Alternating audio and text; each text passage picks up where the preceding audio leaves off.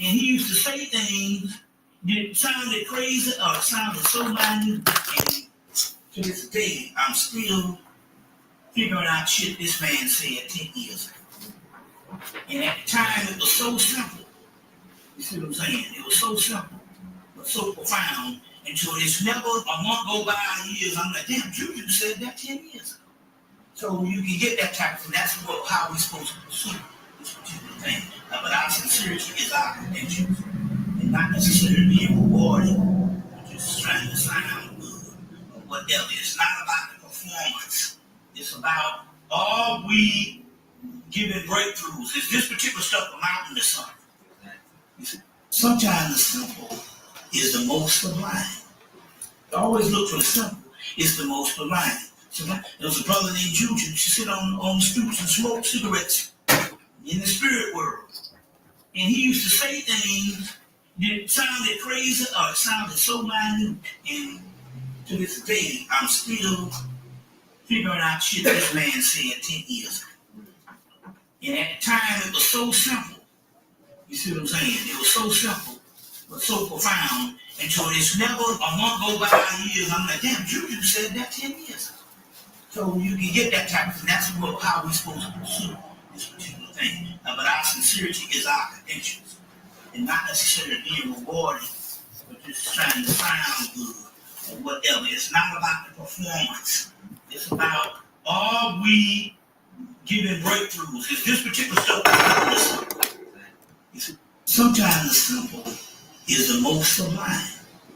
Always look for the simple. It's the most sublime. So there was a brother named Juju. She sit on the stoops and smoke cigarettes in the spirit world. And he used to say things that sounded crazy or sounded so minute. And to this day, I'm still figuring out shit this man said 10 years ago. And at the time, it was so simple. You see what I'm saying? It was so simple, but so profound. Until it's never a month go by, years. I'm like, damn, Juju said that 10 years ago. So you can get that type of thing. That's how we're supposed to pursue this particular thing. But our sincerity is our credentials, and not necessarily being rewarded, but just trying to sound good or whatever. It's not about the performance. Our sincerity is our credentials. Giving breakthroughs. Is this particular stuff about on this? Our sincerity is the most sublime. Always look for the simple. It's the most sublime. So there was a brother named Juju. She sit on the stoops and smoke cigarettes in the spirit world. And he used to say things that sounded crazy or sounded so minute. Let me get my water. To this day, I'm still figuring out shit this is very powerful. The simple, y'all. And at the time, it was so simple.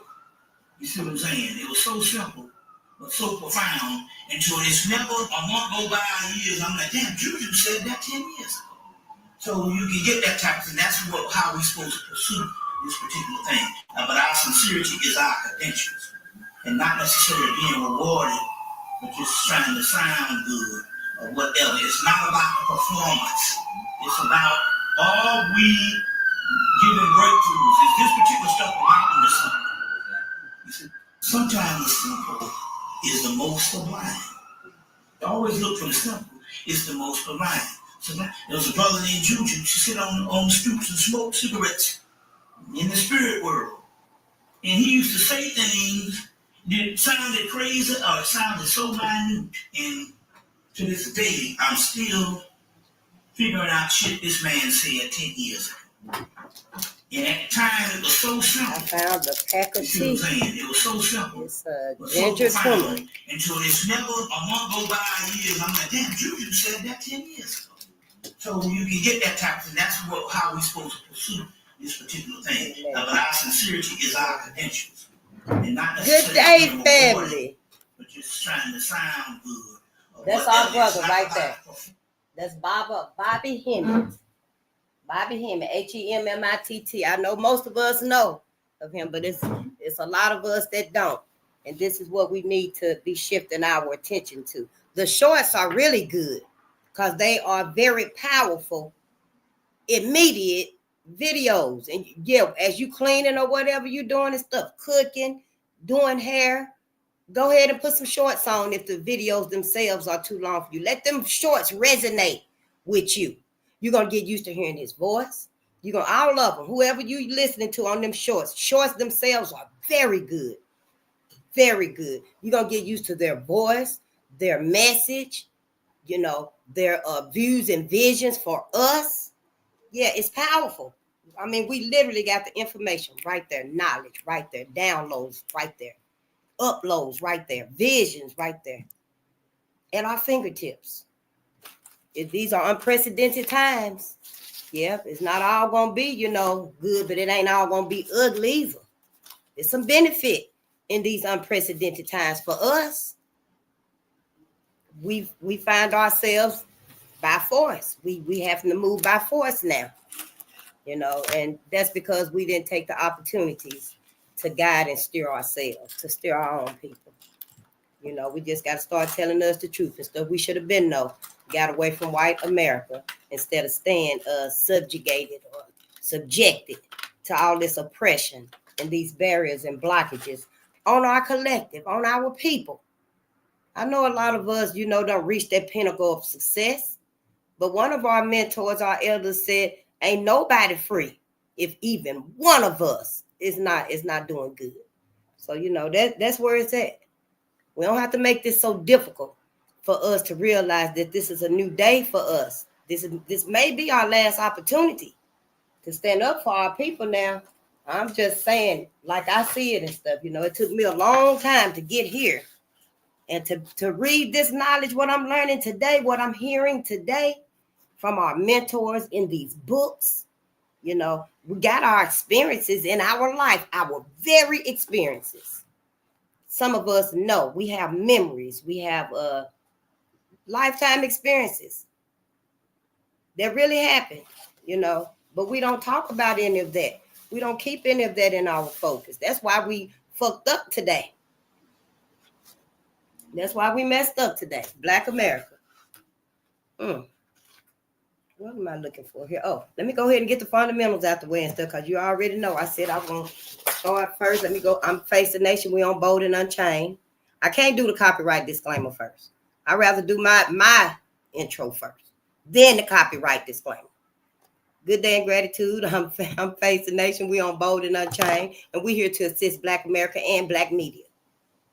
We're here to assist Black America and Black media. I know the world is on fire, but we can't save the world. Again, the people of the world going to have to save themselves. It's time to save us. We must save us. People should be helping us to liberate us. That may just snap out all the fires. It might put out every fire that's being lit out there, you know, but that's on them. That's not on us. We must look out for us now.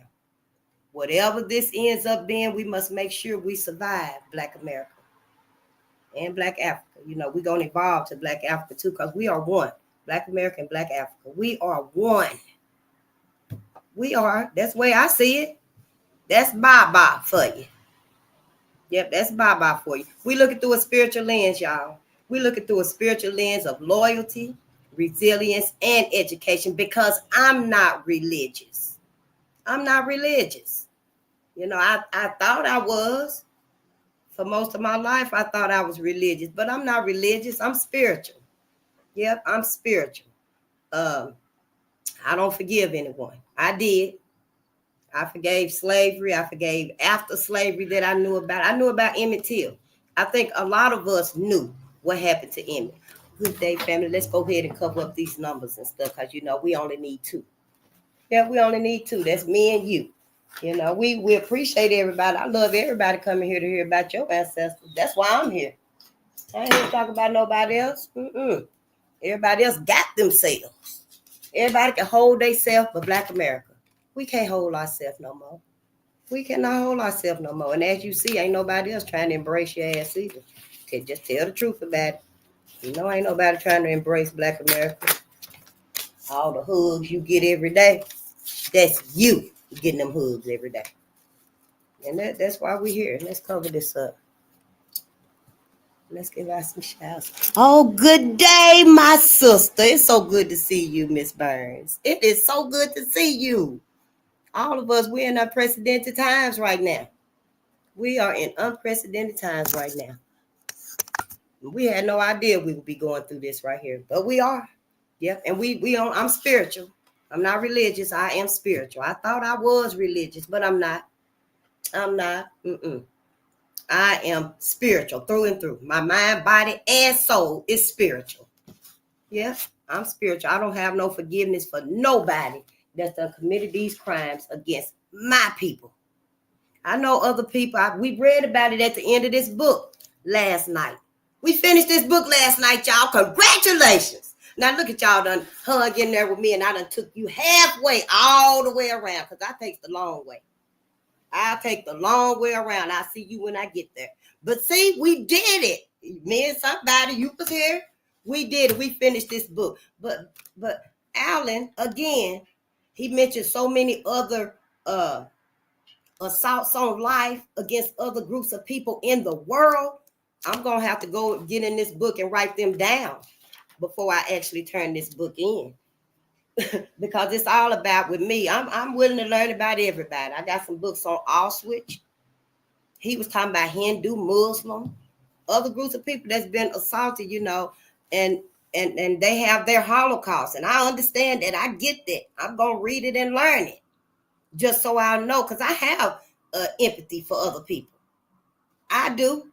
Black people, we are spiritual. We don't have that hate, jealousy, evilness, greed in us. You have weakest links in all people. That's true. That's true in all people. You ain't gonna find no one people out there, and everybody, 100% of them is on the up and up. You ain't gonna find them, because that's not practical. It's not realistic. And in today's society and stuff, what I see is that my people, I'm talking about my people, I'm looking for healing for Black people in America right here. My people are so disconnected from ourselves because our Holocaust hasn't been addressed. It hasn't been healed. It hasn't received any type of therapy. It hasn't received anything. And the people that caused this trauma to my people haven't received any therapy. White America hasn't received any therapy. White America hasn't been remorseful, hasn't made any amends towards my people. So my people are hurt. We hurt, we broken up, we disconnected, we can't come together. We can't even coexist for maybe 20, 30 minutes. We just can't, even in a small elevator. We just like two betas. We can be way across the room and stuff, and two people make eye-to-eye contact, and it's automatic friction. And that's because these emotions and these self-doubts and stuff, these self-hatred tactics have been bred into us. That's all we know. That's how we see us. Because, and I'm not saying we gonna act like this with white folks, because you ain't even got to act like this. We don't even have to act like this, because it's not in our nature. We feeling like this and stuff with each other because ain't nobody never stood up to white supremacy. Ain't nobody ever stood up, even on this local level here. Ain't nobody ever stood up to the common white America that's living with us, working with us, procreating with us, teaching, learning, fellowshipping with us. Ain't nobody ever confronted white America about any of this. Everybody know that we still we still oppressed, we still povertized, we still uneducated, miseducated. But ain't nobody stood up for us. We haven't stood up for us. And that's a problem. I guess people don't know, so I'm here to let us know. That's what made the final decision. Because I was hearing everybody online saying, if you over 40, 50, whatever they were saying and stuff, but it resonated. Then you supposed to be on airs talking to your people. Yep. Now I took it that, they may have meant every group of people. Because everybody fucked up out here. Everybody is fucked up out here with their mentals. So everybody need to be on airs now, trying to heal their people. You got to heal your people. Everybody do. And I'm a Black woman. So my purpose is to help heal my people. Help heal Black America. I know other folks probably don't even need healing like that. They think. That's them. I don't have nothing to do with that. If other folks feel like their group, their mentality of their collective is all right and fine, and that's on them. That's on them. That ain't on us, and it ain't on me. But for me and my people, honey, we have to heal ourselves. We're gonna have to address this elephant in the room. You see how big that damn book is? If the few times that I didn't even come on to read this and stuff, it would have been even longer. Because I thought about it maybe 3 times a week. Yeah, I don't know if I'm gonna go on to read no Allen tonight. Yeah. At first it was the violence and the visions that you get from all the, because it's very graphic, especially Red Summer. It's very graphic.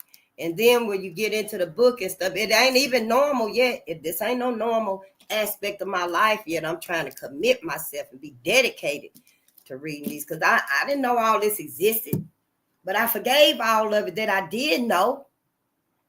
I forgave in slavery. I forgave Emmett Till, which was after slavery. When I found out about Tulsa, when Trayvon Martin was murdered by George Zimmerman, I forgave Tulsa. Yep, the person that told me about it didn't really go in debt, but I did a little research myself on it, and I knew it was a race riot. Tulsa was a race riot. But honey, come to find out, it was more than Tulsa. It was so many race riots, which now I know they all massacres, y'all. They are all massacres. That's why I'm here, for Black America. We don't hurt anybody. I don't teach nobody or tell nobody or lead nobody or insinuate that nobody go out here and be your most animalistic person that you can be, because that's bullshit. You got 2 legs. You got a conscience. You got a conscience. You got a spirit. You got a soul. You got an intellect. You got a will. Yeah, I'm calling off everything that I wrote off for Pastor Ray Hagen, where his list that I had for y'all. Yeah, everything that he said that gives you that humanity about yourself. So you ain't even got to go out there and feel like that. Furthermore, ain't nothing you can do. It really ain't nothing you can do about this. It's in the past. It's done happened. There's only one thing you can do, and that's get the hell away from white America, Black America. That's the only thing we can do at this point. Get away from white America so we can give ourselves a chance to have some peace of mind. Not no piece of sanity. We want all our sanity. Because white America driving y'all crazy. That's what's wrong with Black America.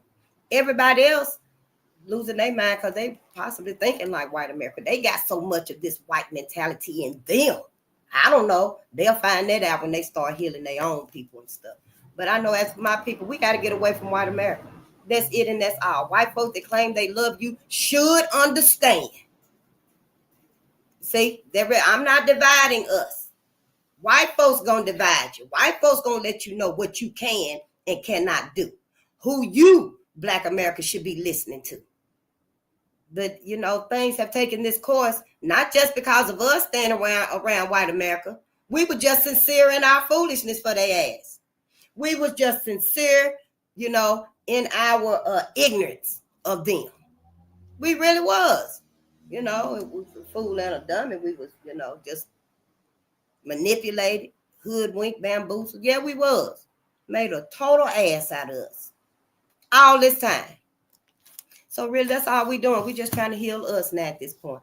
White America could have did it. They could have assisted us in healing our people. And maybe if they had us, we wouldn't have to confront these things.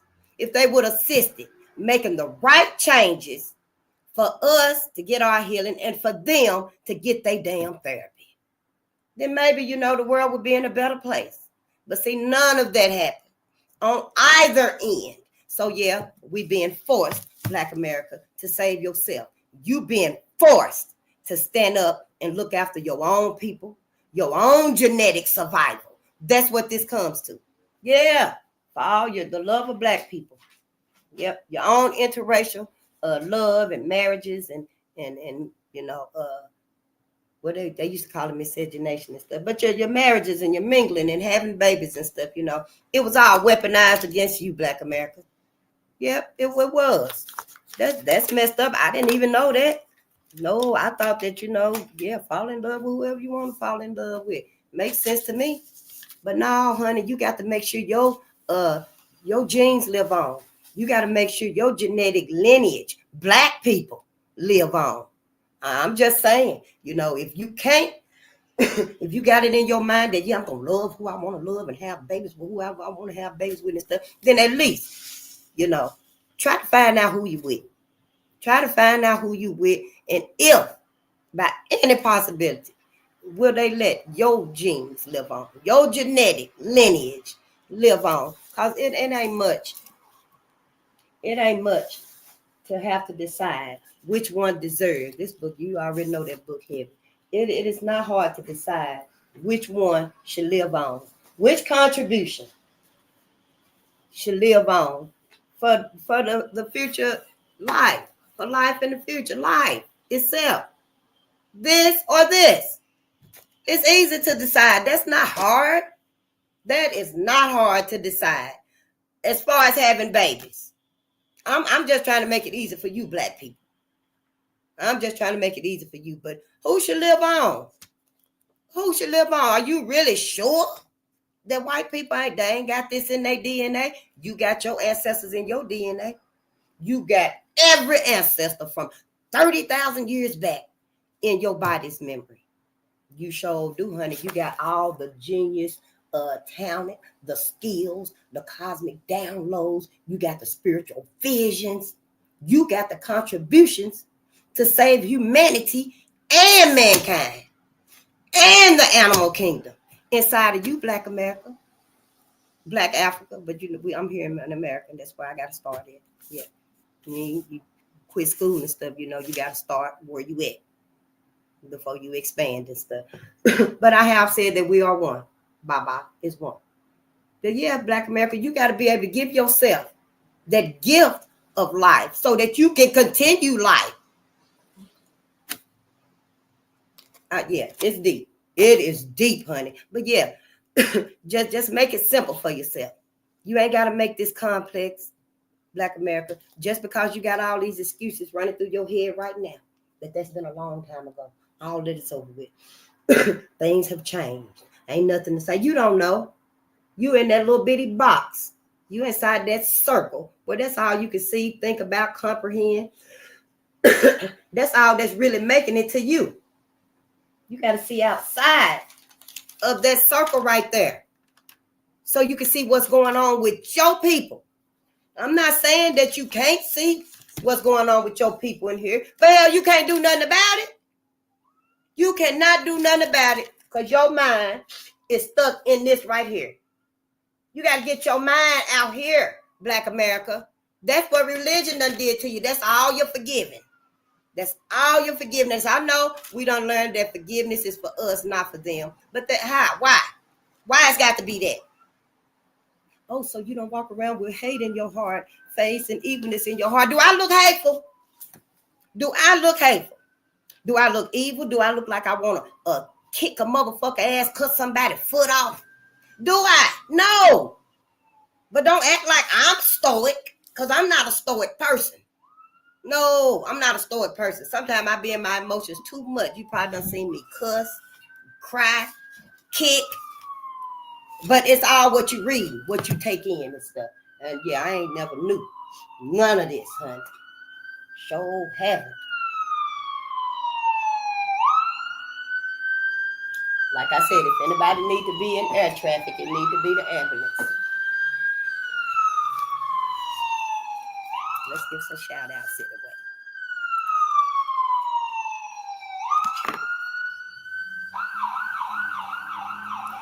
Oh, good time. Good day, Jim.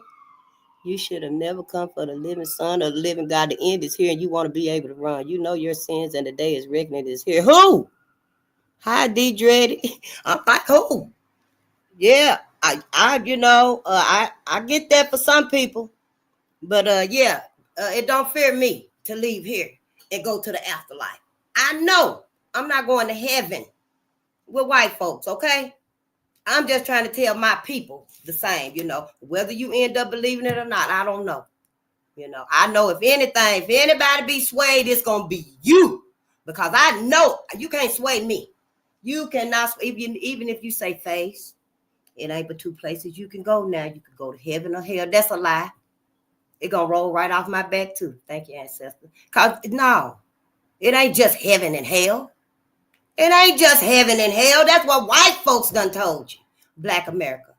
There's heaven, there's hell, then there's the afterlife. Then there's the afterlife. Common sense should tell us, black people, we were here 290,000 years before white folks even made it here. Probably 200. They've been here like 8,000 years. That's what Anthony Browder said. We'll say 8,500 years because I know y'all are real sympathetic to white folks. So we'll say white folks been here 8,500 years and black people was like here 290,000 years more than white folks was. But white folks put that in that Bible and stuff, y'all, and it wasn't even, no sound in the beginning. White folks don't know when the beginning began. White folks don't even know how big the multiverse is. I'm beginning to think that's the spiritual war in the cosmos, in the ethers, because some white spirit, some white person, body, vibe, whatever they is, and stuff, when you pass away and stuff, I believe they left heaven. And some kind of way you can't get out of heaven because they done clipped your wings soon as you step on the other side of them gates. I'm just saying, hear me out. You done heard every story in the Bible. You know about every story in the Bible. But hey, this right here is costing you your forever, ever, ever more. I'm just telling you about what could possibly happen for your forever, ever, ever more. And now I'm not using the Bible. I did buy one. Where that little bitty Bible at? I tried to read it too. It's so small. But, yeah, I got one. I'm going to get a better one. But I'm just saying, historically, factually, spiritually, morally. Some of y'all can even say biblically if you want to. I mean, if that's what you think and stuff. But this right here should tell you common sense. Don't go with these people to the afterlife. After life, when you die.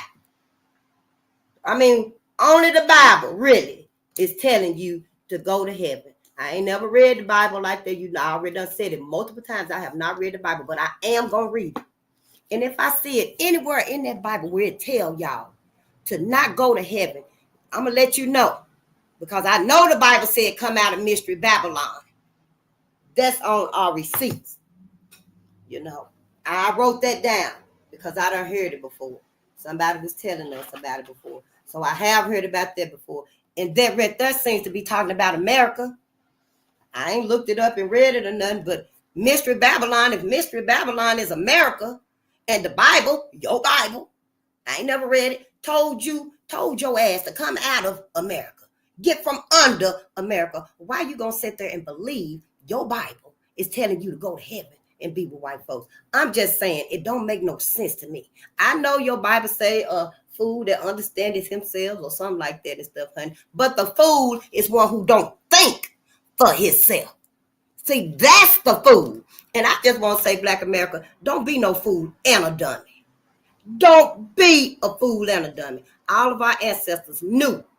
All of our great minds, they knew to talk to us. They knew to give us these lessons. Like Malcolm said, a little bit at a time. You can't give us too much. And they did. They gave us some powerful lessons in their time. All of them did. Even Maya, especially Maya, when she said that when a person and a people show you who they is, you better believe them. Why come Black America ain't believe nothing? Why y'all ain't believe nothing? And you knew. I just said that I quit school in 11th grade. If I'd have known they weren't going to teach me nothing, I'd have been telling my mom in the 3rd grade, I don't want to go back up there with them people. We probably did because, we were kids and stuff. School was all right for a few weeks. Then after that, we ain't trying to go for that period till we just get brainwashed that, yeah, you got to do it. You got to do it till you get in the 12th grade. But if I'd have known all this, then I would have been like, no, I ain't even going to school. I quit in the 6th grade. I sure would have. I quit in the 6th grade. I mean, I got that paper at Jonathan Cazole. That man, and he's a white man, he's an educator though, but he's sitting there saying that the education system, in long story short, because I can't find it, the education system, the United States education system ain't nothing but the glorification of the white man. That's basically what it's saying. When I find it, I'll read that to you again too. But that's basically what it's saying. But all of this right here, y'all, should be enough to know, to at least question Ask your higher power. Am I supposed to really go to heaven with these people? How is heaven going to be? Where is my loyalty? Ask your higher power. Your higher power should want you to know the truth. Your own truth. Ain't y'all saying stand in your own truth? But y'all still standing in what the Bible is telling y'all to go to heaven. And we even got pastors that's done came out. Dr. Ray Hagen's been teaching for 20 years that you got to get your mind out of this right here. Dr. Ray Hagen's, and he's still a pastor and he's a psychologist. Been teaching for years that religion ain't nothing. What do you say? Religion maybe this the true purpose. I thought religion had one purpose, get you to heaven.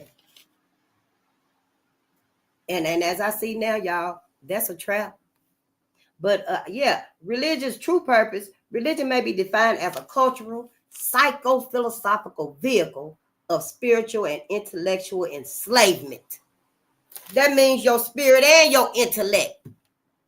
You can't think, you can't comprehend, you can't imagine, you can't vision outside of this circle. See, we got to, if it's got to be visual, I learned visually. I learned by repetition. Yeah, I learned different ways. We're going to have to find out how we learn best so we can unlearn all this bullshit we've been brainwashed with. And ask your pastor. Maybe your pastor don't even know.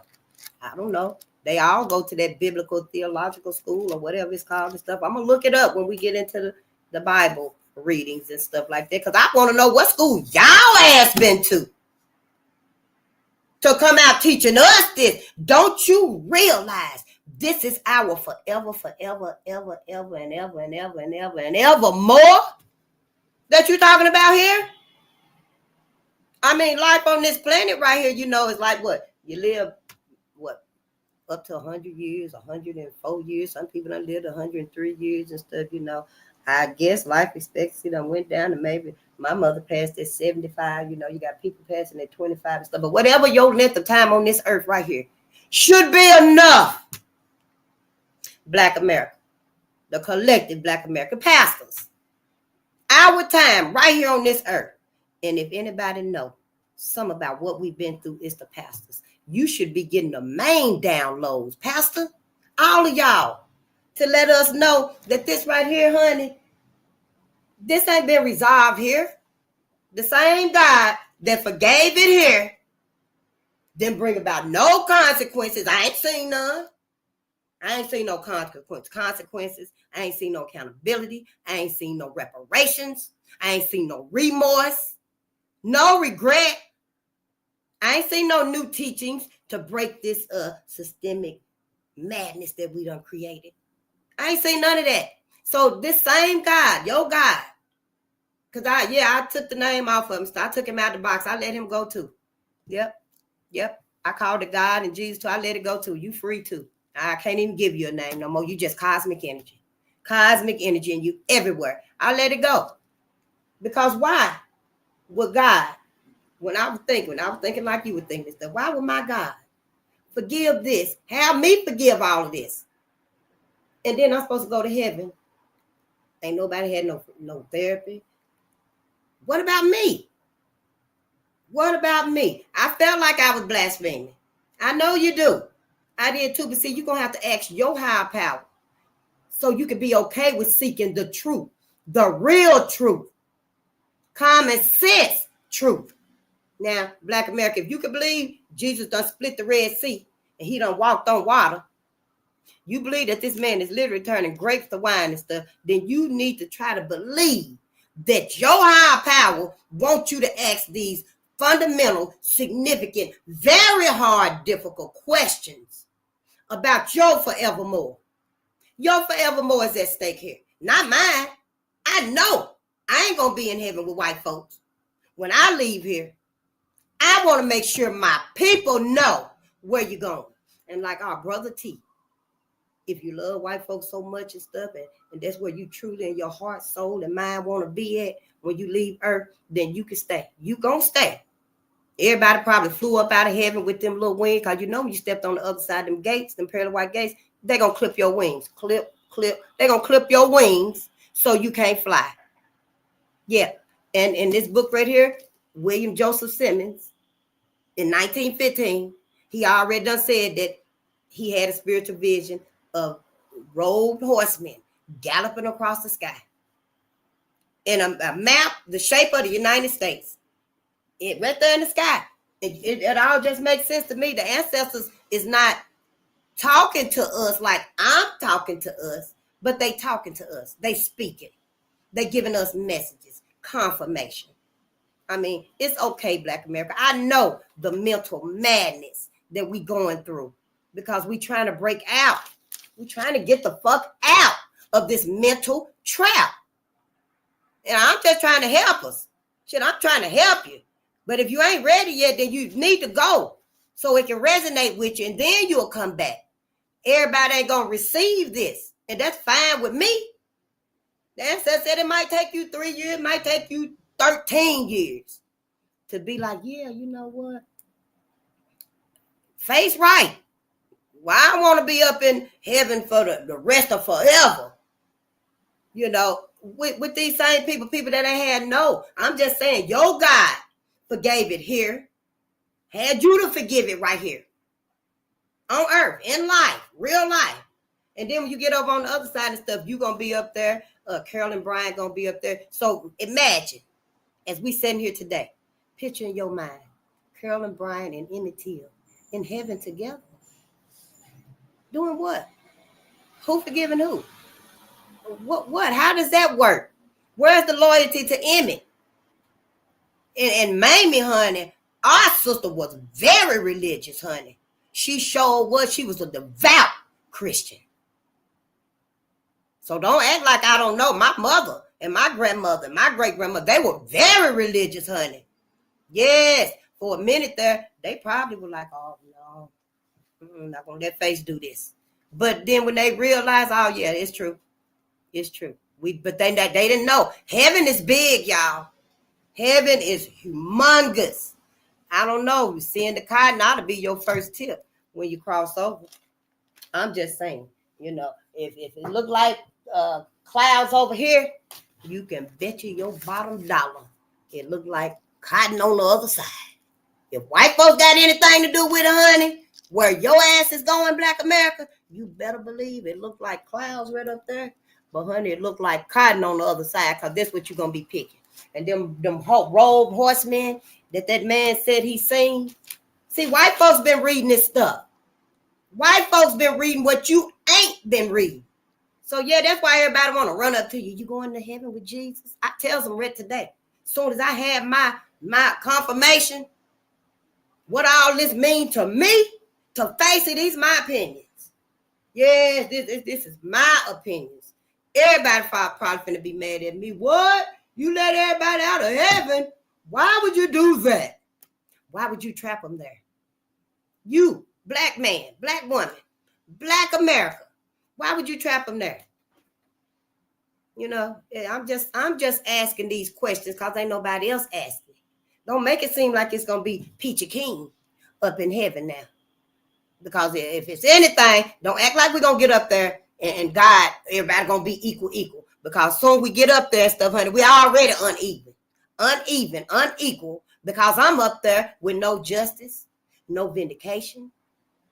I ain't had no reparations. I ain't nothing. Black America ain't received nothing. But you think that when you get up in heaven where white folks at, they're going to be totally different. But I'm just saying, you know, yeah, if y'all going to forget all about your mindset here to be in heaven with the same mindset, how that's supposed to work out? You know, I know it's very complex to me. I just was wondering, how am I supposed to explain all of this? But I got to wait for you. Let me get the copyright out of the way. Copyright disclaimer on the 107 of the Copyright Act 1976. Allowance is made for fair use for purposes such as criticism, comment, news reporting, teaching, scholarship, and research. Fair use is a use, and they got fair use in parentheses too. Fair use is a use permitted by copyright statute that might otherwise be infringing, nonprofit, educational, or personal use. Tips the balance in favor of fair use. Even to do this personally or, you know, educationally, we still got to read this right here. So I just try to follow the rules and stuff. You know, I want to read it. I want to be able to talk to you because a lot of y'all won't even hear me, you know, just the people around me and stuff. But I'm the last one here. We got to speak to us where we at. And we got the internet now. Ain't no reason. Instead of reaching 10 people, ain't no reason you shouldn't get on here with the knowledge that you got. See, I know all this. I'm learning all this now. But ain't no reason for you to keep holding all that knowledge that you got and reaching maybe 10 or 15 people that you come into contact with on your day-to-day, when you can get your butt on here and reach hundreds of people, of our people. Because we need to know how to clean that refrigerator down in there. We need to know how to clean that oven, how to wash them walls down. You know, make it interesting. When you mop them floors and them walls and stuff, put some bay leaves in your water. Put some bay leaves in your water, some sage, cinnamon. Spices actually raise your vibration and clean your house significantly too. Look them up and decide which one you like best. Because everything benefits us that we don't even think about. But you know, that's because we in this trap right here. See, and we thinking when we get to heaven, all gonna be good and we gonna be whole, ain't gonna be no pain, no hunger and stuff. How you know that's for you? Oh, the Bible did say he was last, gonna be first and stuff. You know, the Bible said a whole lot of things. I just use your common sense. Just use your common sense. Because really, me, I didn't need the Bible to teach me not to kill, steal, and destroy. My mama taught me all them things, you know. Yeah, my mama taught me all them things. Now, growing up and becoming a woman, a married woman, a mother and stuff like that, you know, I had to learn what my boundaries were. We all do have to learn what our boundaries are. But you know not to kill, steal, and destroy. You know these fundamental things. You know, you don't have a animalistic nature like animals in the wild, in the jungle. You know better. I mean, you know, for us to say that the Bible teaches us these things and stuff, you know, we do a disservice to us and our big brain. You do. You do a very big disservice to yourself, your people, your big brain, your critical thinkers. History, you do a disservice to history. You see, this is our duty. I know people don't talk about this stuff, but y'all, it's our duty to make sure Black life continues. We can't let Black people be decreased by Black men killing Black men, domestic violence, sickness, interracial, procreating and stuff. All of these different strikes decrease Black population, Black numbers. It decreases our genetic survival, our genetic genes. You know, over time and stuff. After the presidential election, and I seen that one video. Interracial dating has been weaponized against Black America. Even interracial dating. Honey, white folks got it in their mind to that little mixed baby y'all got. I don't know where they're going to get a hold of them. I don't know. But honey, they're going to get that little mixed baby that y'all got together, and they're going to start teaching them babies to marry white, to have their babies with white men, so that the genetic code will be lighter in time. It'll get lighter, but it's going to decrease for your Black side. You might pop up in somebody, baby, you know, in maybe 200 years, I guess, 20 years. I don't know. Some baby might come up kind of like dark, and they're going to be like, oh, you cheated on me. Oh, no, you cheated on me. But other than that, they're going to wipe your lineage right on up out of there. So, yeah, see, at this point, Black America, we got to be worried about our genetic survival now, because, hell, we ain't paid attention to nothing. Used to be white folks was worried about white genetic survival, and they still are. They still are, because, see, a whole lot of us ain't with the interracial stuff. You know, even with all the other agendas against us, a lot of us, you know, are not with interracial. Like myself, I already had my Black babies. Yeah, we're here for two reasons: have Black babies and heal our people. That's it, and that's all. You know, within healing your people and having your Black babies and stuff, you know, we have other things that we must do. But we got to make sure we live on. It's our duty, your duty, Black woman. It's your duty, Black man, to make sure Black babies is still being born on this earth, right here, right now, in real time. It ain't nobody else's business. It ain't nobody else's duty. It ain't nobody else's responsibility. It ain't even nobody else's interest to keep having Black people. Yep, everybody is okay and content with the extermination, the genocide of The parents of all people. Ain't that some shit? Yep, the parents of all people. Black people were the first people on this planet. Yeah, the Bible done taught us that. The Bible be misleading y'all. Tell y'all one thing and then it tell you something else. You know, let me get this out the way because I ain't read this in a few days. This is Dr. Ray Hagins. This is Dr. Ray Hagins. You know our self-hate, we've been hearing about it all our life. I still thank y'all for teaching me. Let's stop saying self-hate. It's demeaning. What it's called, y'all, is dedicated ignorance. Dr. Ray Hagins coined it. And it sounds a little better. It don't sound so insulting. Ignorant do. But, you know, I mean, ignorant just means you don't know nothing. You dedicated to being ignorant. You know, you'll say it in a minute. Set your ignorant ass down. You say it in a minute. I done probably said it too. I'm sure I have. You know. But, yeah, it's not an insult here. It's just letting you know you dedicated to, you know, a self-defeating dogma. You dedicated to beating your own ass, to keeping yourself down. You dedicated to pacifying you and closing your eyes. You dedicated to playing possum.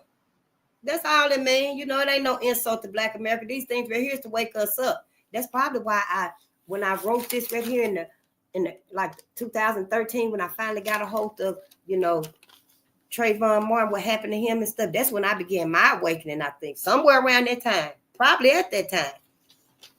And I learned about Dr. Ray Hagins then, but y'all, I haven't had this right here in over 10 years. It's been packed down in bags and stuff. But when I started setting down this time and getting everything together, because see, things happen in life. It ain't no coincidence. I held all of that stuff, all these notes, all this paperwork, stuff that I was learning. I held all of that for a reason. You did too. All of that knowledge, them experiences and stuff. I have to write everything down to remember stuff till I commit it to memory, you know, for my own personal reasons and stuff. Now I'm not no photogenic memory and all that good stuff, you know. So I have to learn the best way I can, and you do too. But all of them things, y'all, at this time, you supposed to be using it for the betterment of your people. Ain't nothing we can do about the world being on fire. All we can do about Project 2025 is know what's coming now. Is know what's coming. You finna lose everything. Your ass finna lose everything. You know, because you didn't listen. You didn't even take that opportunity to make sure you were going to be okay, Black America. And other folks in America didn't either. Other folks in America, they knew what was going to happen.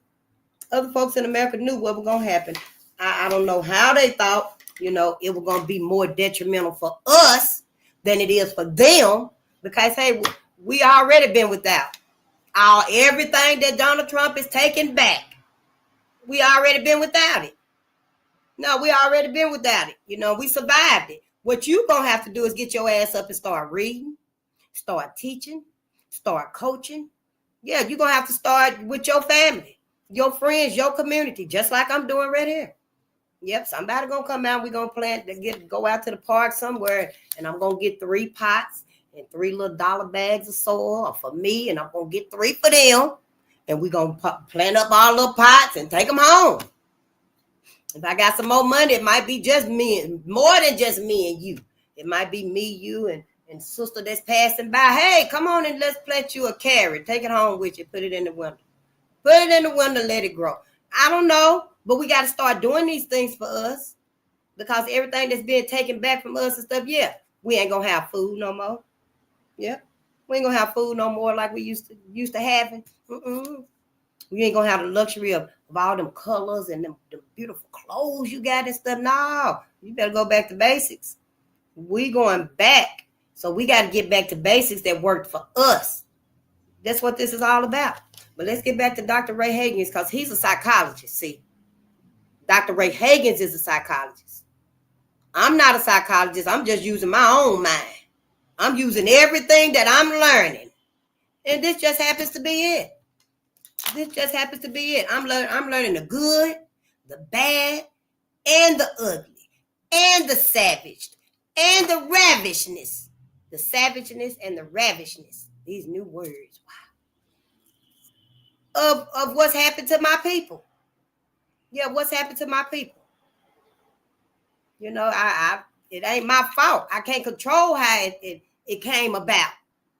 I can't control how it came about. You for all of your learnings and your education, and then white folks for all of their privilege and protection, should have been making some headway on this right here.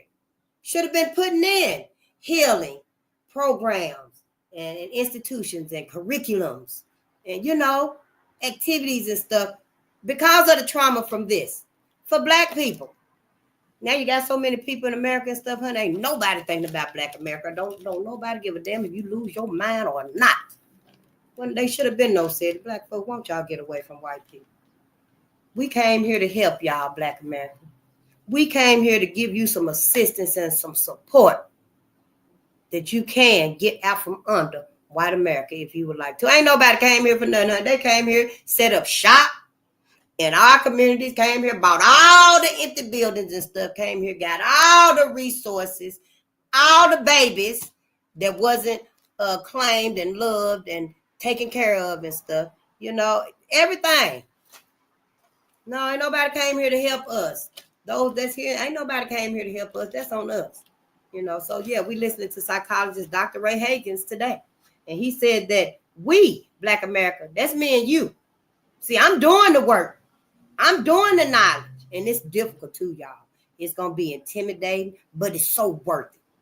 The gratitude you feel, the acceptance and love, the acknowledgement that you feel, because you finally learning how to stand up for your people. You ain't hurt nobody. No, I ain't went up to nobody and told that motherfucking ass shit. Yeah, I bet you want to do like Mary Turner was done, don't you? Is that what's going through your mind now? Being like your ancestors. I don't be out on people like that and stuff. No, I don't be looking for that right there. The ancestors will show you where you're supposed to be at. Just like Harriet Tubman. Wherever Harriet Tubman was at, and she saw a Black person being roughhoused and taken back to slavery, oh, Harriet was right there. You already know. That's how our ancestors was. So I don't be out looking for stuff, but I know I'm not going to be out and see somebody mistreating my people. I sure ain't. I done seen it once before, a couple of times. And yeah, all I can say, yeah, you hit her and I'm going to hit your motherfucking ass. That's all. That's all I say. I might say a little bit more. True. But, I just let it be known that shit is not going to be tolerated around me. And that's what we got to do. Look out for each other. We got to look out for each other and stuff. We so fucked up in the head and stuff, y'all. And Dr. Ray Hagins said that we must start the process of undoing or reversing the ideas and concepts that have been programmed into the minds of our people. What do you think he's talking about? He said, by the religious statements and church doctrines that have caused them to adopt a belief system that has resulted in their loss. You're lost. You lost. It's your loss. Your ass lost out. You can't connect the dots. That's what religion did. Your religious statements and church doctrines. I'm not politically correct. No, I cuss. For all them 12 people you done said good morning to all day long and stuff. You done cursed them people out. You done wish them people good death on them. Your family, your babies, your husband, your friends, your neighbors. You done wish good death on everybody. This language is not for us. Every few words you speak, my sister. Yeah, every few words you speak, you're probably cursing. So, yeah, I do cuss. I will say ass shit down. Yeah, I sure will. I'll cuss now. C-U-S-S. But I try not to curse nobody good death. No, I don't say no good death stuff. If I'm talking to people and we've been talking for a while and stuff, I be knowing, yeah, it's time for me to move around. Because I get to talking like them. Good morning. How you doing? No. Yeah, I'm supposed to be helping you evolving your literature, your greeting to each other. You're not supposed to take me back.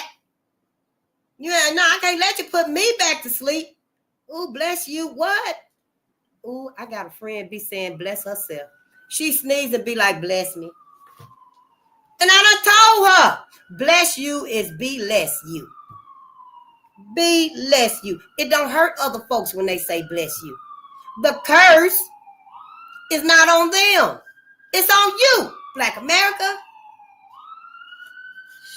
For real. It's common sense. Just allow yourself to think. Yeah. Ain't nothing wrong with it. No. Ain't nothing wrong with it at all.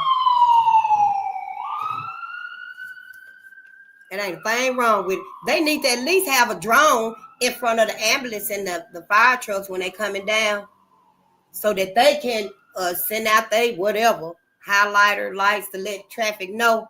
Cause the lights is on the lights up there. The flashing light let you know emergency coming. But honey, people still driving.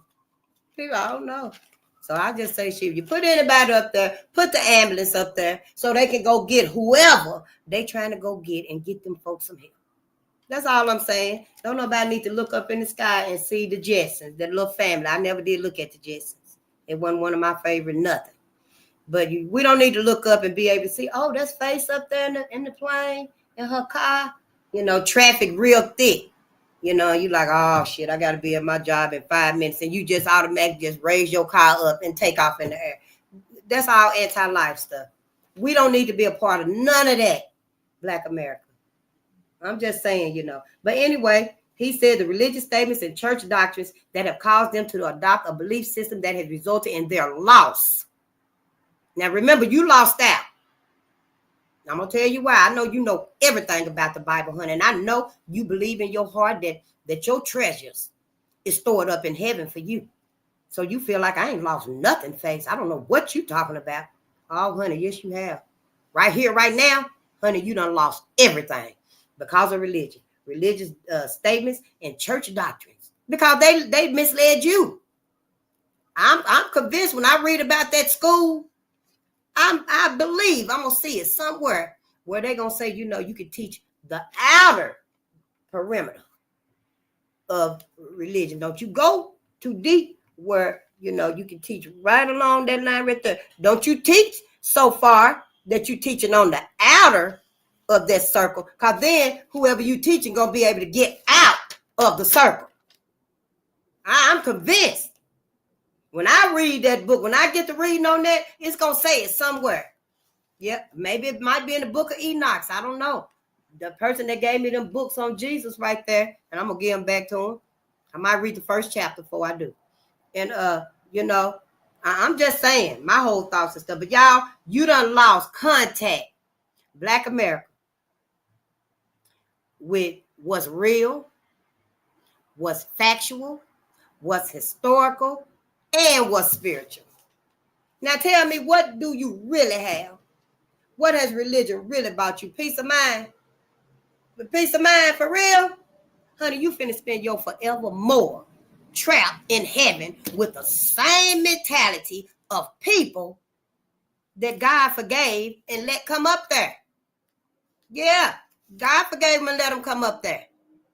I don't know. I would think that everybody would be there. Everybody's memory would be wiped clean. Nobody would even remember what happened on earth. But that can't be true, because y'all said that, you know, the Bible teaches that, or somebody did that, you know, like when our elders, our parents and grandparents pass away and stuff, they actually be reaching for their parents, their mothers, their fathers, when you know, they come home for hospice or whatever, and they passing away in their older elderly life and stuff, and you know that they getting ready to pass over and stuff, and they be waiting, they be reaching out for the ancestors.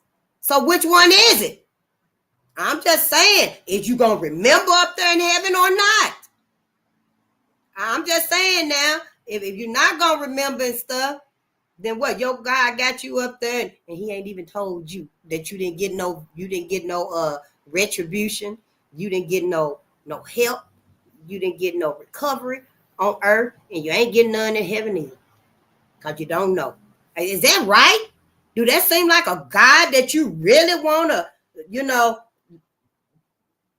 follow forever and ever and ever and ever? I mean, we just got to start thinking, because these people right here claim that they was religious too. Now, he said he had a spiritual vision, but honey, that's a lie. Yeah, he was just trying to act like he was a grandiose man. That's what he said. He was a pissy. I mean, he was a prissy walking big man William Joseph Simmons was, y'all. He was a big stout man and stuff. And another reading I read about him, it said he was a colonel. But I didn't know that when I read this right here. I was just like, oh, so he was a loser. Because, it said that, he tried to be a minister. He tried to sell insurance. And he tried to be some type of doctor because he had some medical training. So I was like, oh, so he was just a damn loser. But then I read about that, he was a colonel. And so in this book right here, it said he walked around with his badges and charms on and stuff, had a lot of them. Honey, he had I could see him walking now with his big self, with charms all over him and stuff, a bunch of damn cosmetic medals. Because it already said, in my mind, I already read about it, who won all the brilliant, valiant medals was the black man. Now, he probably had some real good ones on that, some of them, but not all of them. Not all of them. He was just walking around with other shit on, making himself look like he was above everybody else. That's the type of person he was. And his name was William Joseph Simmons. He was an ex-Methodist preacher. Yeah. Mm-hmm. That's who he was, y'all. He said that he formed a group, the Ku Klux Klan group, in response to a spiritual vision of robed horsemen galloping in the sky. That's it right there in the book. I underlined it. This is our book. I underlined that, honey. You see it underlined? This is our book. That's what his ass said. Yep. After having a spiritual vision of robed horsemen galloping in the sky, followed by a vision of a map of the United States. Now you tell me. I know 1919 came after the Bible. Yeah, it came after the Bible. This book right here, what he wrote in, he wasn't the first one that said it. They was already saying that you, black man and black woman, didn't have a soul. They was already saying and teaching you that you didn't have a soul, you didn't have a spirit, you wasn't even human. That's why the 3/5 compromise came into play. You wasn't even human, but they needed you. They needed your work. They needed you. So now all of a sudden to think that you finna go to heaven with them and stuff, and it's all right with you. It is all right with you. They ain't came back and told you, nah, we lied about everything. You got a soul. You've always been able to go to heaven. They ain't told you nothing, because when you get up there and stuff, you're going to be a slave again. I'm just saying. That's how it looked to me. See, I'm thinking. And the Bible, yeah, I ain't never read the Bible. I couldn't get through it. I couldn't even get through this little bitty book right here. I was like, oh, I didn't know which one. I started at Genesis. I read a little bit of John, because I was looking at my receipts, and then I seen something on YouTube and stuff. But I'm going to get through it and stuff. But this right here is my Bible. These need to be our Bibles now. Keep your King James Version under one arm, and keep your new Bible that you should have had all along. This Bible right here should be in your heart too, see? The people in these books right here, John Hartfield, Maurice Mays, Jesse Thornton, Jeff Brown, Jim Grant, they should be in your heart too, see? So yeah, you keep your new King James Version right there, and you keep one of these books right here. You don't need to have two Bibles under both arms. That's dumb. That's ludicrous. Get you your Bible if you must have it, and then go get you some factual. Go get you a factual Bible, okay? Because we know this right here happened. Now, I don't know that Jesus done split nothing about no Red Sea. That's what you learned. I don't know nothing Jesus done fed 5,000 people with 2 fish. Can he come and feed some babies right here, right now?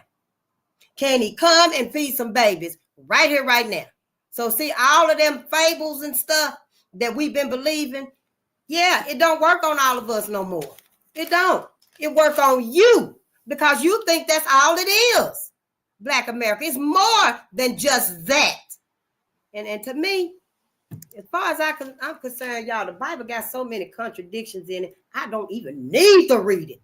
I'm just going to do it because, hey, I'm sitting here. I'm reading everything else. I might as well be fair and go ahead and read that too. And my mama was a fair woman.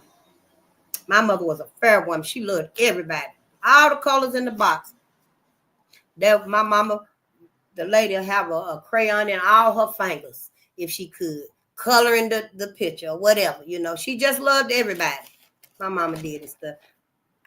Yeah, I don't love everybody. That's a lie. I don't wish no harm on nobody, but I don't love everybody. I love my people. My mother possibly didn't know about this. I don't know. It's just certain things we do in our life and stuff. It keeps the truth from us. That's what Dr. Ray Hagan said about religion. Religion keeps us in this circle right here. We don't get to obtain no personal freedom as far as our people concerned when you're in this circle right here.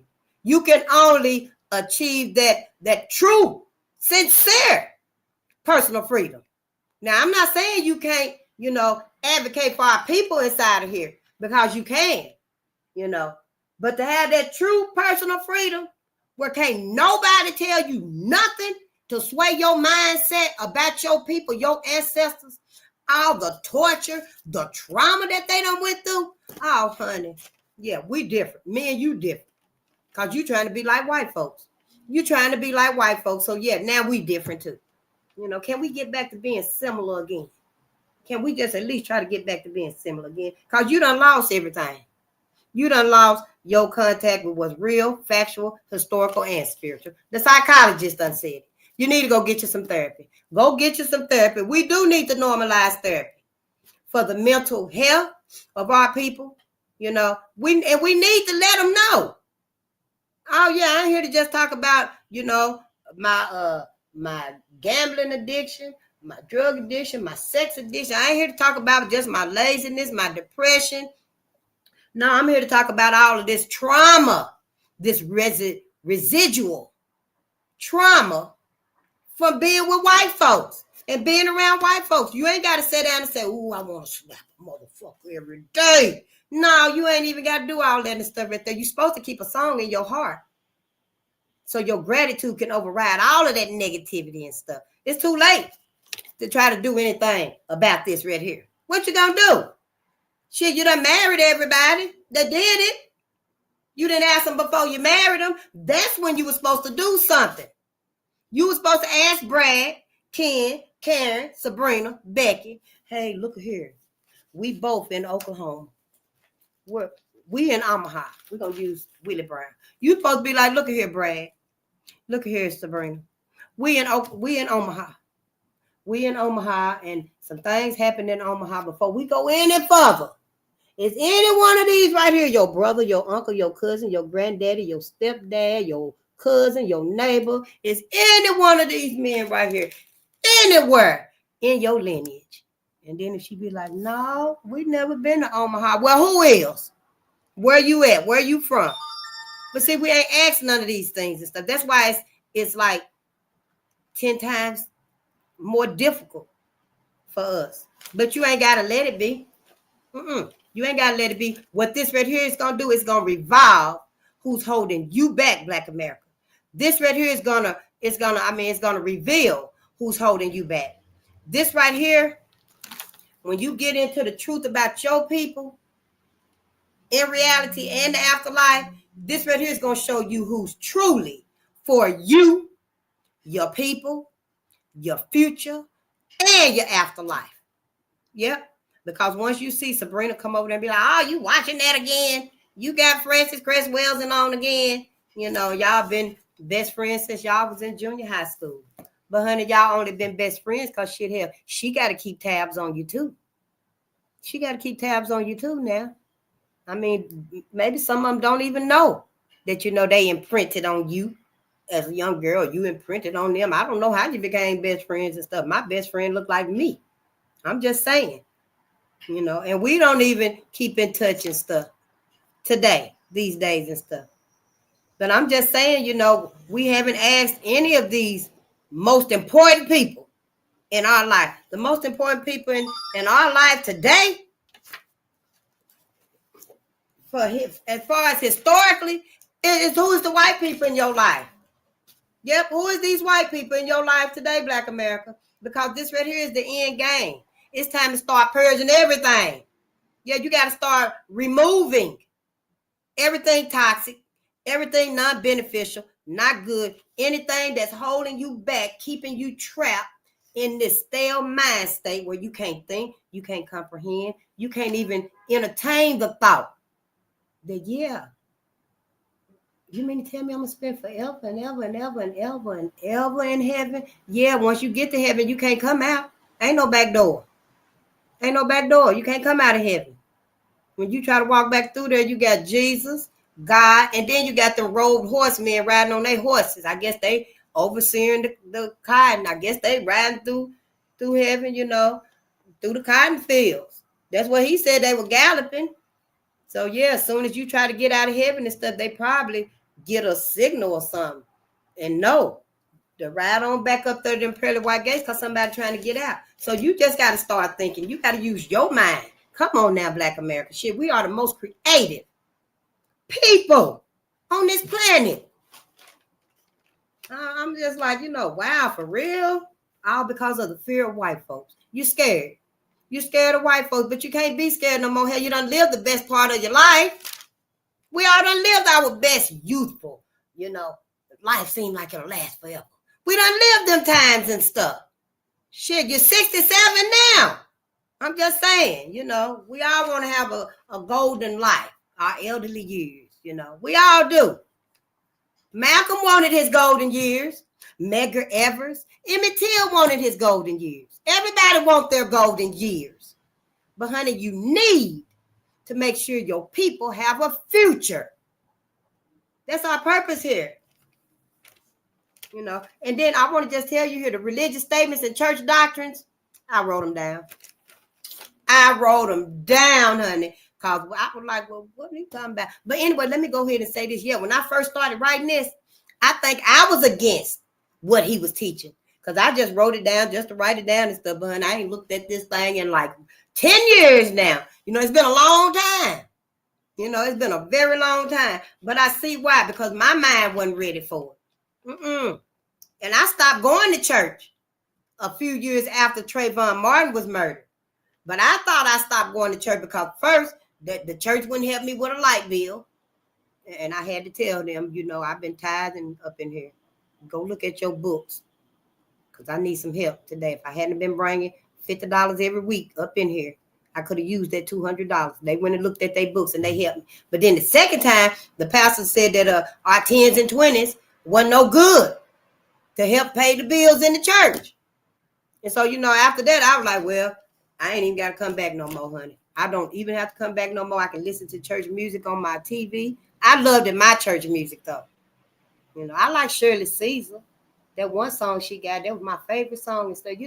Some stuff like that. Y'all better stop singing Amazing Grace, too. Y'all don't know what that word mean, that song mean, but we going to do an airing on it. We sure will, because y'all don't know.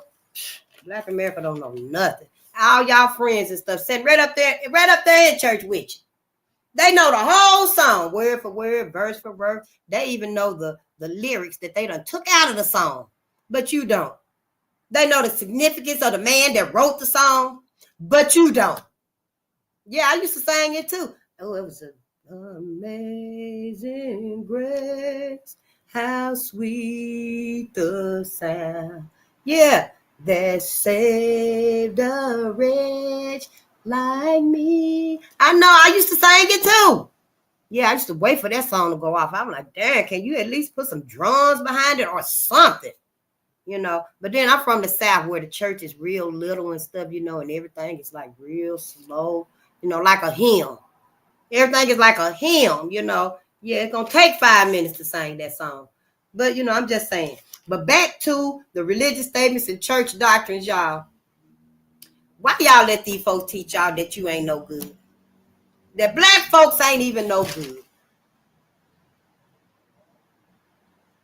I know they were whooping our asses and forced us to accept this Bible. I know that the indoctrination runs very deep. But common sense, we ain't no good. You don't think about going out here manipulating people, robbing people, hurting people, stealing from people. You don't sit there and wait for an opportunity, to cut somebody's foot off, do you? You ain't trying to concoct ways, is you, where you can do mass destruction on people, is you? Black America? No. So why are you believing that you ain't no good? I know you saying face, everybody getting the same scriptures. Everybody reading the same Bible, but see, it hit different for everybody. Everybody knowing that now this ain't talking about us. Then one of the other lies, y'all, religious statements and church doctrines is that we under a curse. Black folks is under a curse because they got away from God. Black folks is under a curse because who was that man? Noah cursed Canaan or Ham or something like that. Black folks is under a curse because our ass is still around white folks. Tell the truth about the situation. It's too late for all of this nonsense and beating around the bush and stuff. It's too late for it. Is that going to make you happy? Is that going to satisfy you, Black America, because you're going to heaven? Because you're going to heaven. Well, you done stored up all your treasures. That's what they taught you. You done stored up all your treasures. You can't get that. That's going to the white folks up there. What you think they going to do up there? What do you think white folks is doing up there? Equal with your ass. For real. Now, white folks getting their treasures here on earth. You got to get your treasures in heaven. So when white folks get to heaven, what you think? Where you think they're going to get their treasures from? They finna take yours. I'm just saying, at least think about it. You can believe all that other bullshit you done learned. Black America, start thinking for yourself. Because whatever your religious deity is, and I know we need hope, honey. I know we need hope. That's why I said, I ain't going to divide us on the religious tip. Just because you up in here and stuff, maybe keep it to yourself. You can share some stuff. I watched the video and I'll talk about it, when I finish it and stuff with sister, But all of your religions are in this circle. They keeping you in here. Yeah. When I started reading from here, where is it at on the other side? Somewhere.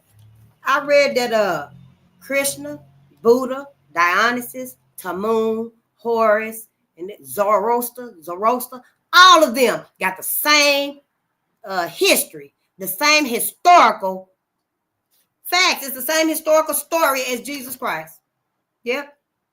All of them, all your religions got the same historical, whatever you call yourself.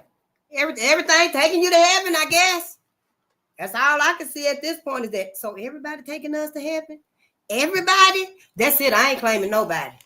Hey, you keep them and claim them if you want to at the end of this lesson, this journey, whatever, before we move on from slavery, enslavement, oppression that we've gone through, and the religious crutches that's on us and stuff.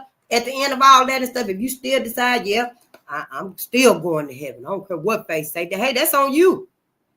That is on you, because at that point, you done heard and learned and seen everything. Your mind done even thought about it. Could it even be true? No, that shit ain't true. The Bible did say it come false prophets. Yeah, it did. It said it's going to come false prophets. Now, which one do you think is the false prophet? The one that's finna trap you forever and ever and ever more? Or the one that's finna free you and you can go to the 12th of never? I'm just saying, think for yourself. And then another one was that we sinners. One of the religious statements, church doctrines, we sinners. Yeah. I know, see, you keep thinking that everybody is getting the same measurement of these right here. But no, everybody's not affected by this.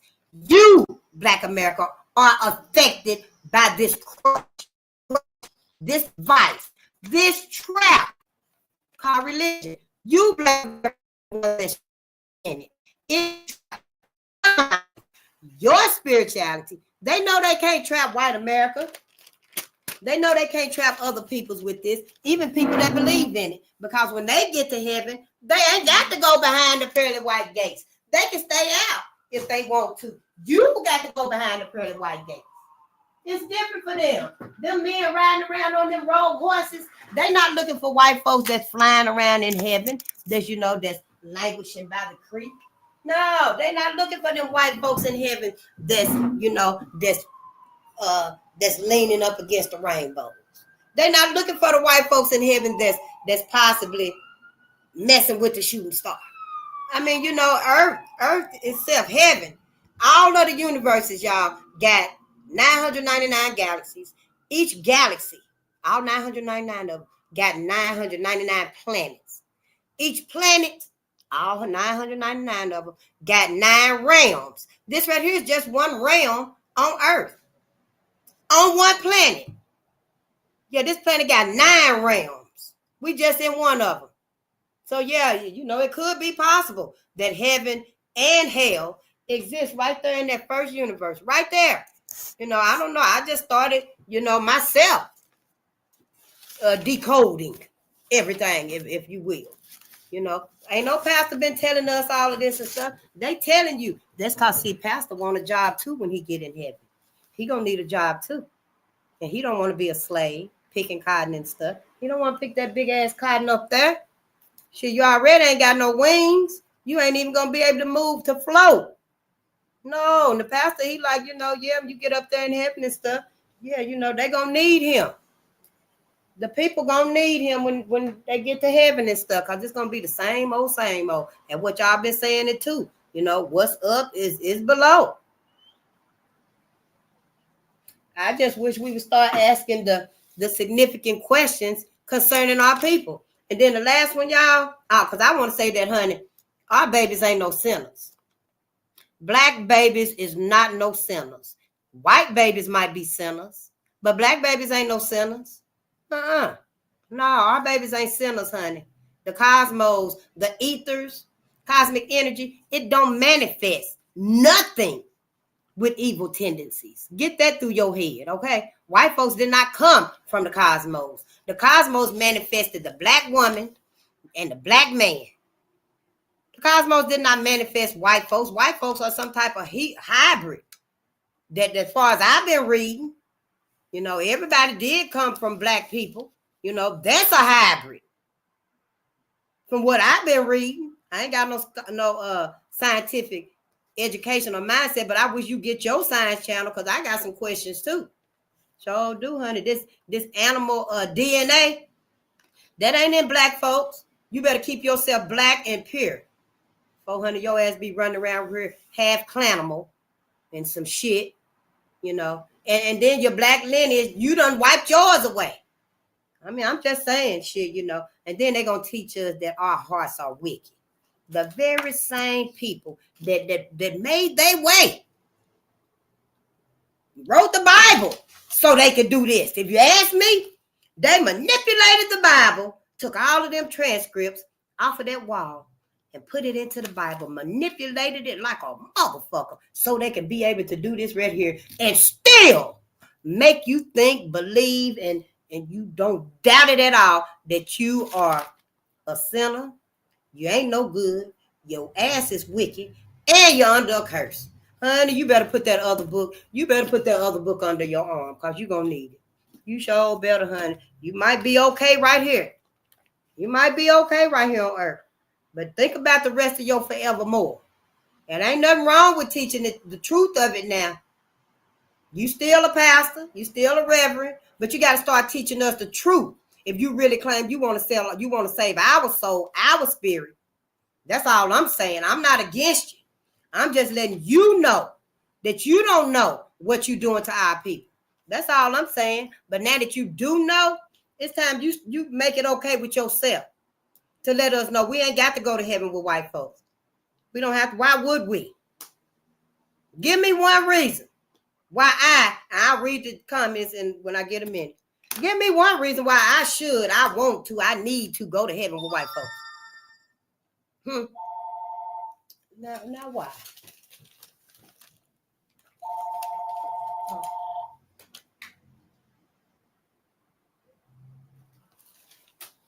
But why?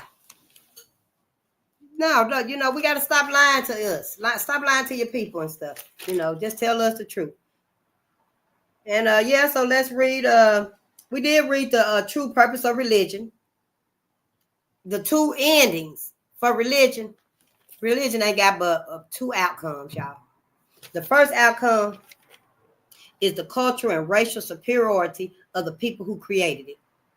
Yeah, the people who created it gonna come off like they superior. Their culture is the best. They the innocent. They the pure. They the answer for the people that created it. That's one of the end goals of religion. It's going to make you think the cultural and racial superiority of the people who created it. We didn't create religion. Stop lying. You talking about, yeah, the Bible's about us. It might be about you. That story that they took off the Egyptian walls and stuff might be about you because that's where they stole it from. But the Bible is making you see the people who created the Bible as superior, not the people who they stole the hieroglyphs from. You don't see them as superior. You see the people who stole all of that and put it together.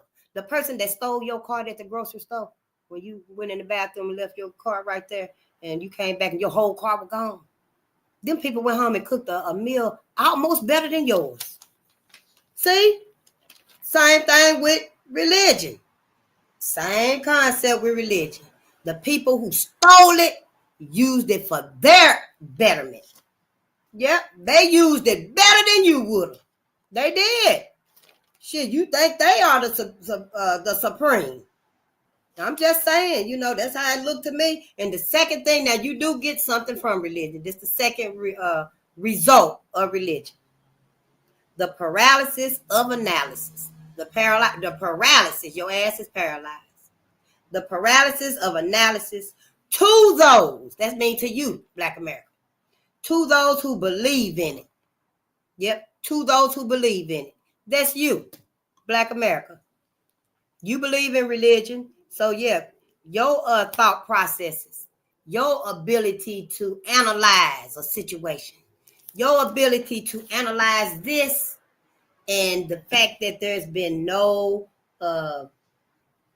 atonement to this right here, you ought to be able to analyze that and say, well, this right here ties into that, ties into that, ties into that. And when you see that part about William Joseph Simmons, that right there should connect the dots. Like George Fraser said, we got to connect the dots. That right there should connect the dots. That, wait a minute now, if I'm going to go up in heaven and hell, his ass in heaven, and, you know, it's ludicrous. It don't even make no sense. Emmett Till cousin, I'm going to have to find that video. I keep saying it because I can't forget about it. I'm pretty sure, I think I commented. Somebody should reach out to me. Even if they're going to be like, that don't make no sense. How the hell could you say that and stuff? Because I don't think Emmett and Carolyn Bryant is in heaven. His cousin said that Emmett and Carolyn is hugging in heaven. Where the loyalty to Emmett at? Your higher power. Your higher power. Where's the loyalty to Emmett Till? Emmett up there, maybe he don't know. Maybe Karen don't know. But we know. And it don't sit right with me. I mean, you still human form. Do it sit right with you? Then ask yourself why. Ask yourself why. So, y'all, in other words, religious purpose is to stop your thought process.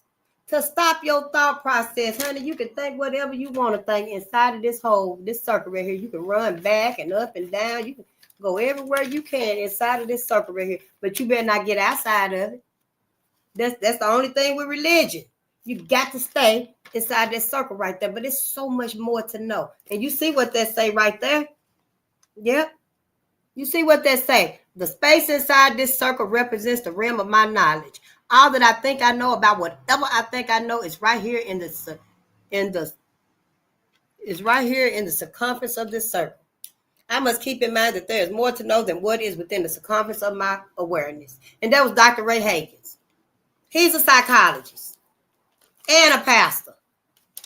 So, you know, yeah, all of your misgivings and misunderstandings and stuff, you need to do your research. He got his Bible out. You need to pull yours out and listen to what he's saying. Because, see, you teaching the same old narrative, the same old rhetoric, the same old lies that white folks was teaching. And it's not true. It's only lies because white folks don't want you to know you ain't got to go to heaven. You ain't got to go to heaven. They trying to keep your ass in heaven and right here in hell. Just some old selfish ass people. Oh, I wrote it down right here. Genesis 9:25. Cursed be Canaan. Well, a servant of servants shall he be to his brethren.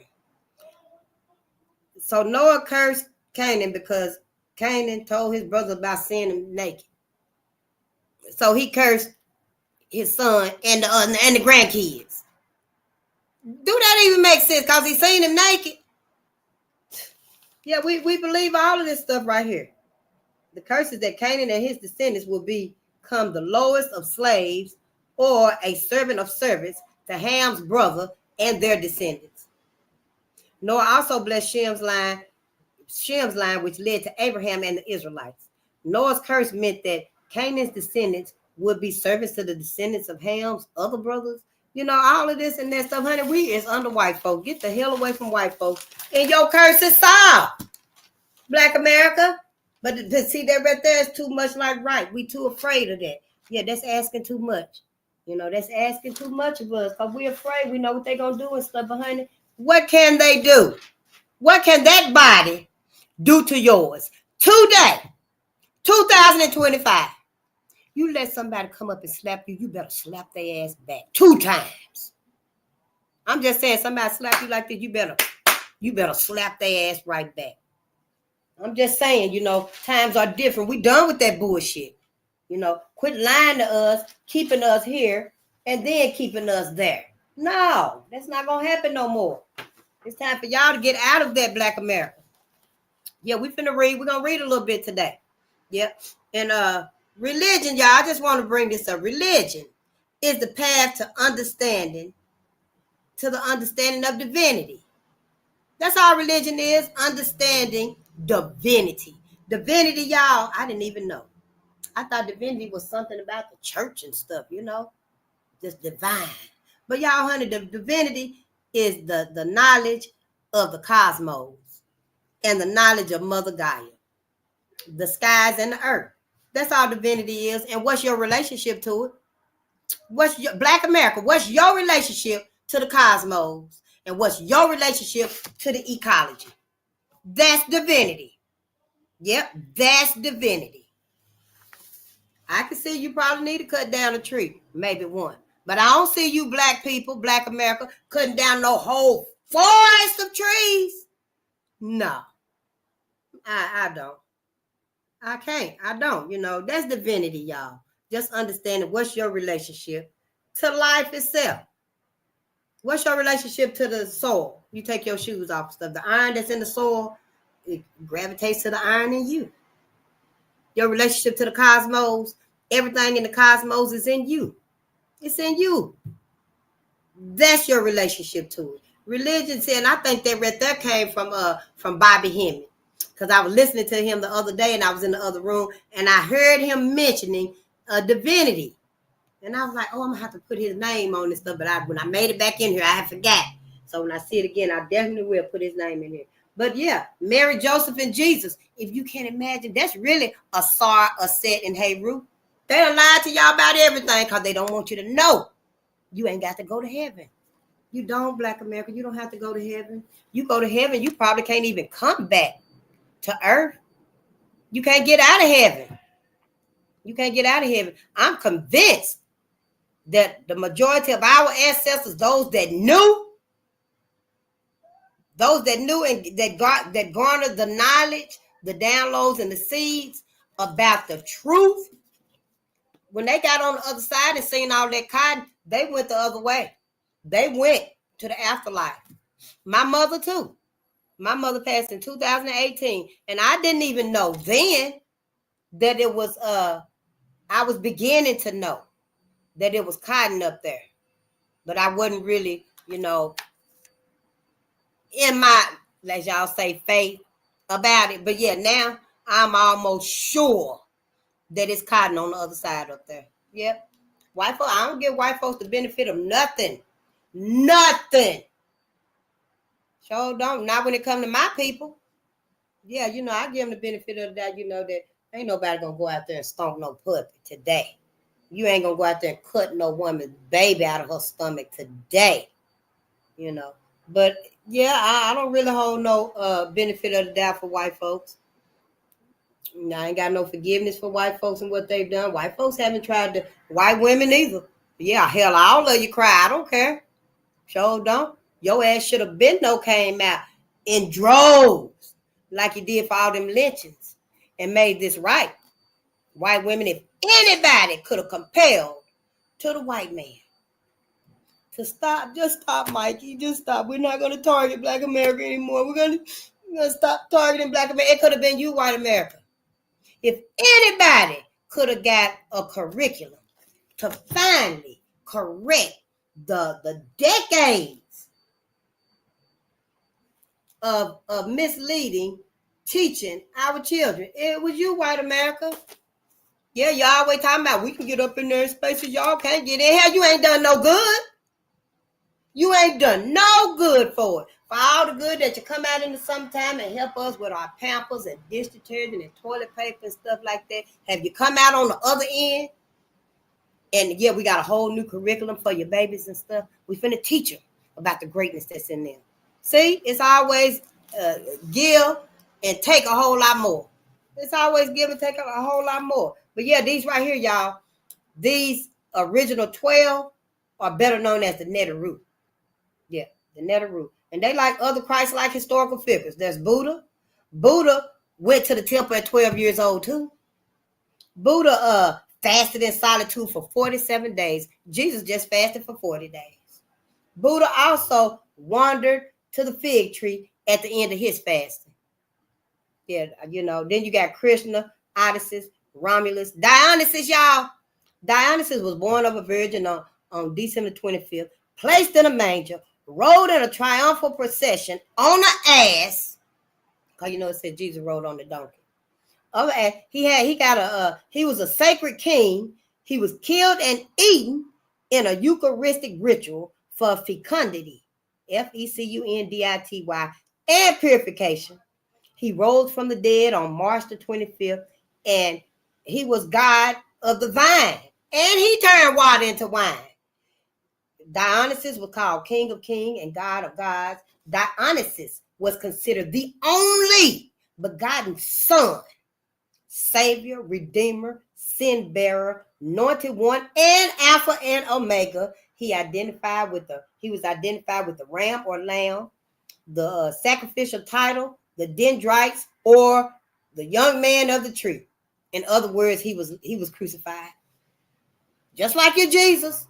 Just like Jesus. See, that's why Simeon Toko gonna come back and kick all y'all asses. Because you done let white folks put the white man on them with the blonde hair and blue eyes. You done let white folks just come in and move the truth right out the way. So you can't get to heaven. So you can't get past heaven. Yep, you're going to be trapped in heaven. Then you got Heracles, you got Glycon, Zoroaster. And then I got / Zarathustra.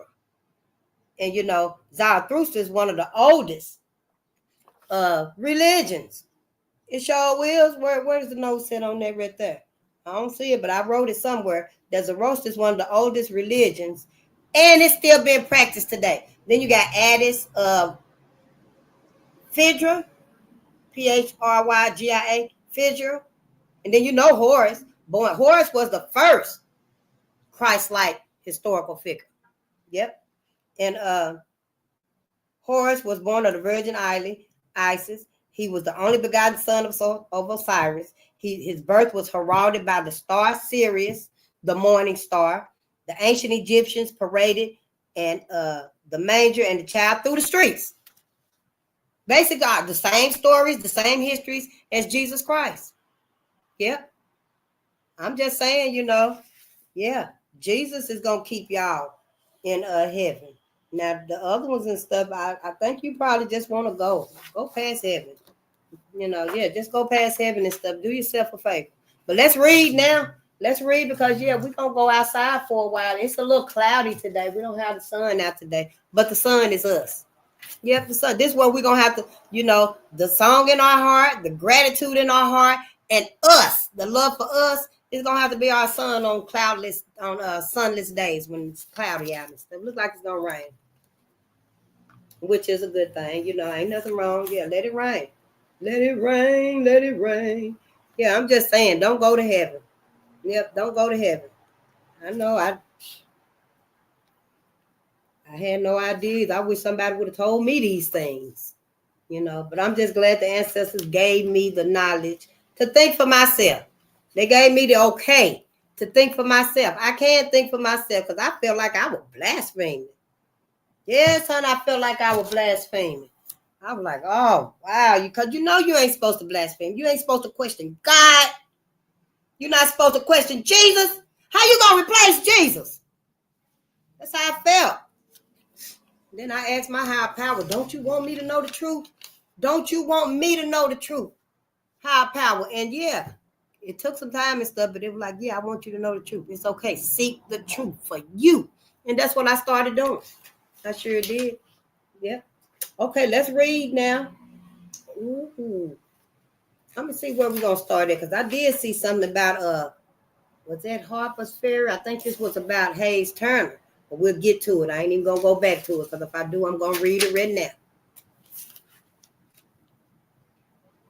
We read the first Underground Railroad conductor, the first black insurance company, the first the legal black town, the first mass transit protest with Charles Sumner. We read the first Supreme Court activist. The first black female aviator, Bessie. Bessie Coleman. We read about her in that other book, but I think we're going to start right here. Yeah, I done lost the page in this right here that we was on. The first black female aviator. Bessie Coleman was the first black female aviator born in Texas in 1892. Coleman spent her youth working hard in cotton fields and taking in laundry. After graduating from high school, she moved to Chicago in hopes of finding a better way of earning a living. While attending a beauty school and working as a manicurist, she became interested in aviation. Her interest in flying motivated her to read everything she could about flying. She applied for admission to a local flying school, but was refused because of her race and her gender. Rather than giving up, she instead saved her money, learned French, then in 1920 applied for admission to the École d'Aviation des Frères Cardin at Les Courtois in the Somme in France. Yep. On June 15, 1921, Bessie Coleman was awarded a pilot's license by the Federation of Aeronautique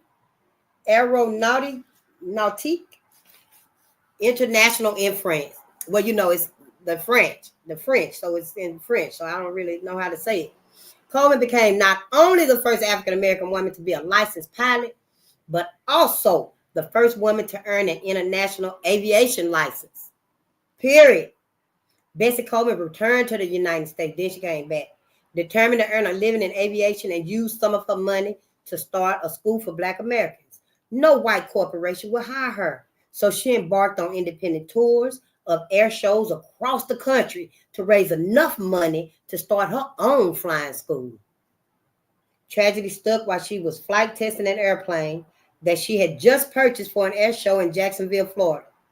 The plane went into a tailspin while Bessie Coleman, with an unfastened seatbelt, was leaning out of the window to check the field runway. Bessie Coleman plunged to her death, ending her dream of teaching Black Americans to fly.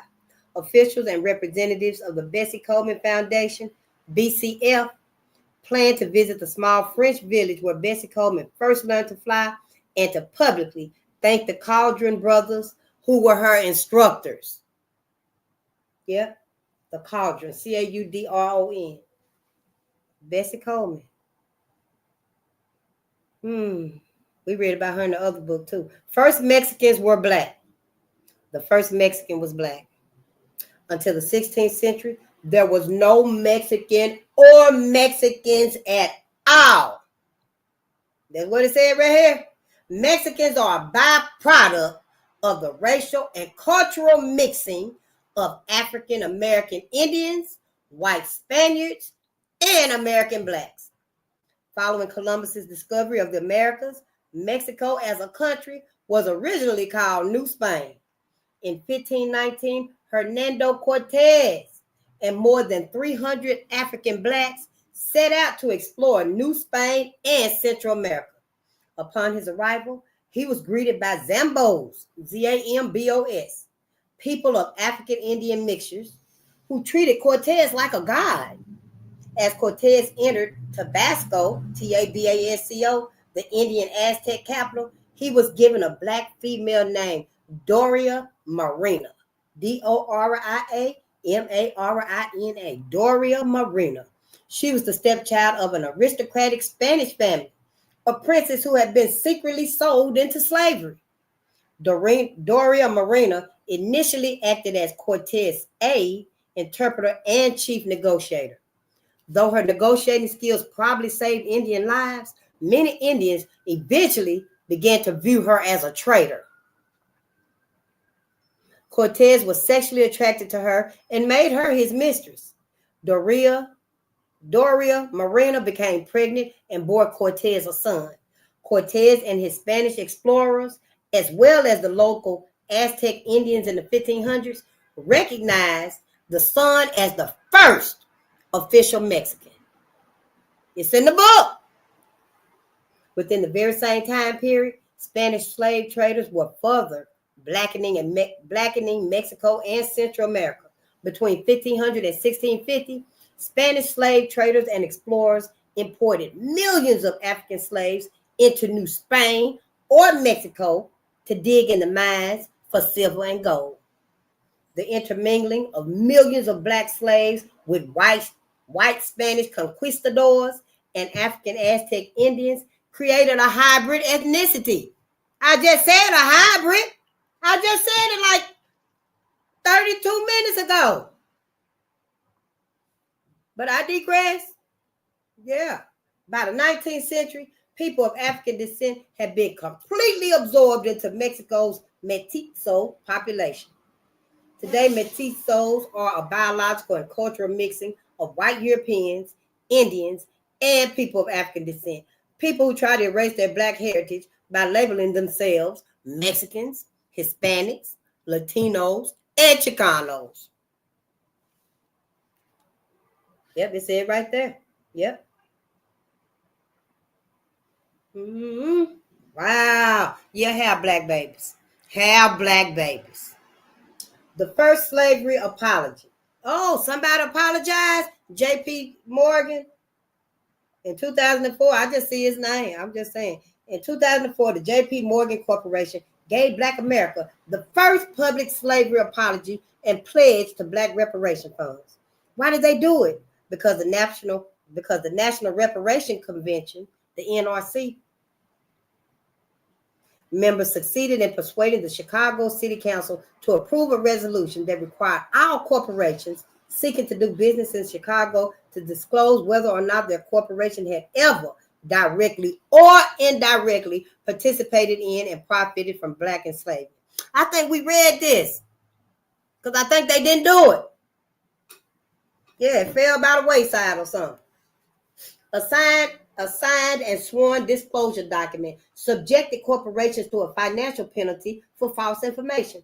2 years after the resolution passed, the J.P. Morgan Company approached the city seeking to open an additional bank in Chicago.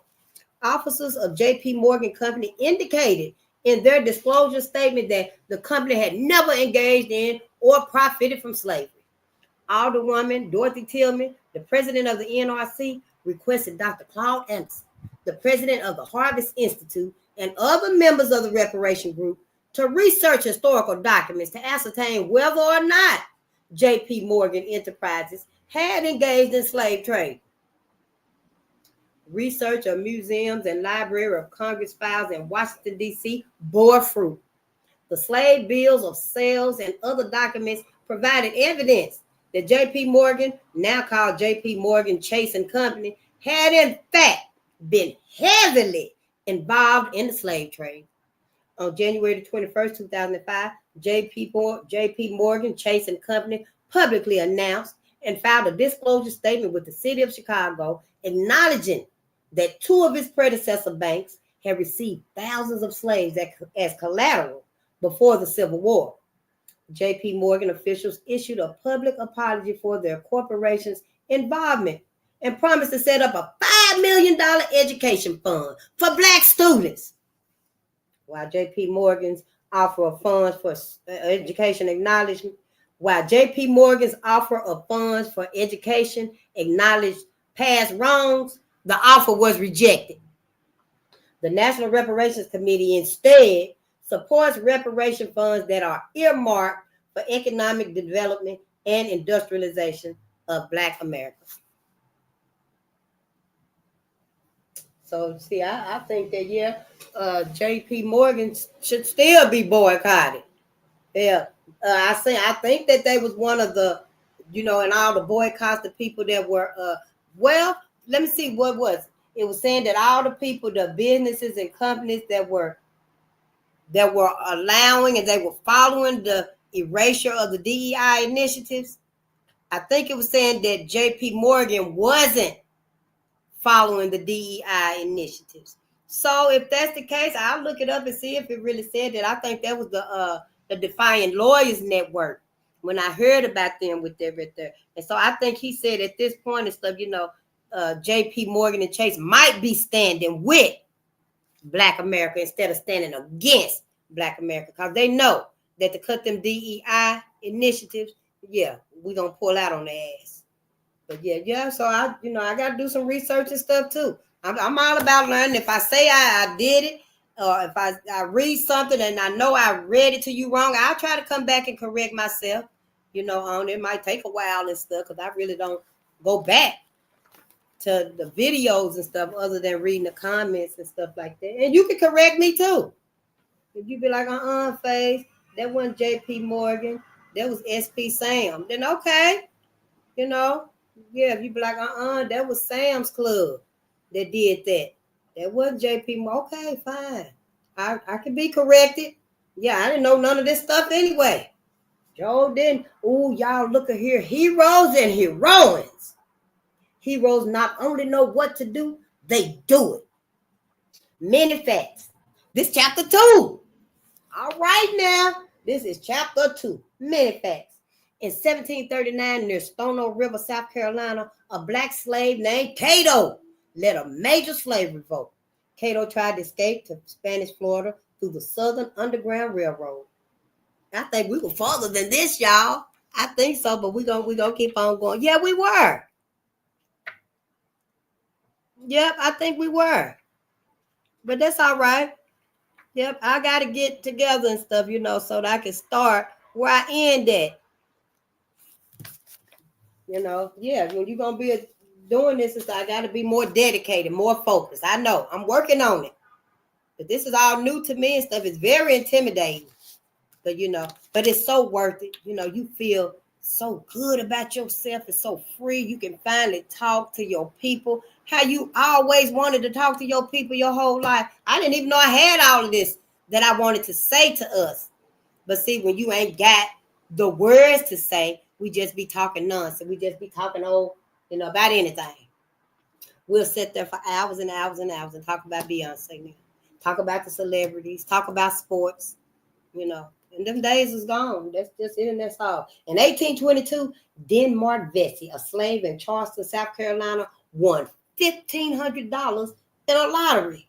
He used the money to buy his freedom, then planned the nation's best organized slave revolt. Yes, he did. Denmark did.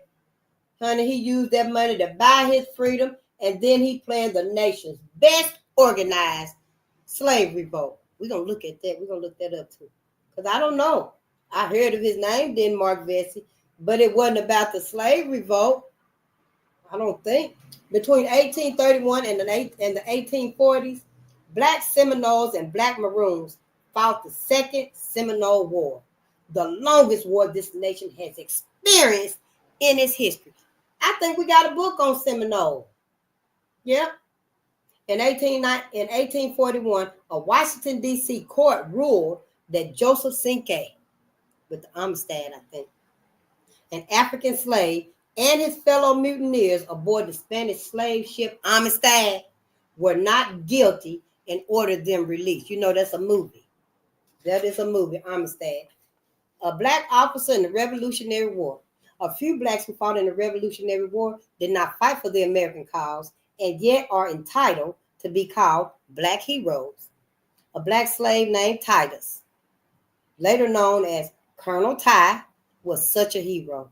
Titus was the property of John Corliss, Corlies, one of the few Quakers in Monmouth County, Monmouth, Monmouth County, New Jersey, who refused to educate or set his black slaves free, defying an edict from his church when it began to oppose slavery. Titus's future was a future of slavery until General Dunmore, Dunmore, of the British Army issued a proclamation that promised to free any blacks who joined the Brits. In November 1775, a few days after General Dunmore's Emancipation Proclamation was issued, 22-year-old Titus escaped his master and joined the British Army. Titus quickly learned the art of military warfare and rose through the ranks.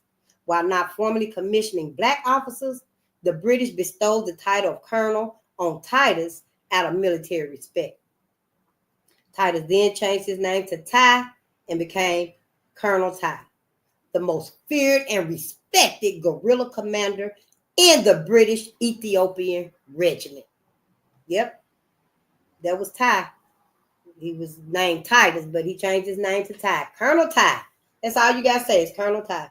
Colonel Ty and his Black Brigade used their knowledge of swamps, rivers, and woods to raid and destroy military units and supplies.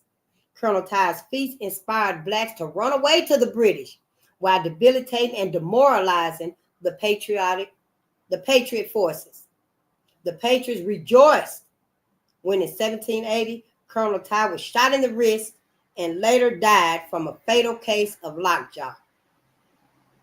Ty's fighting reputation lived on among the American patriots, who confessed that the Revolutionary War would have ended sooner had Colonel Ty been on their side. Wow, that was awesome.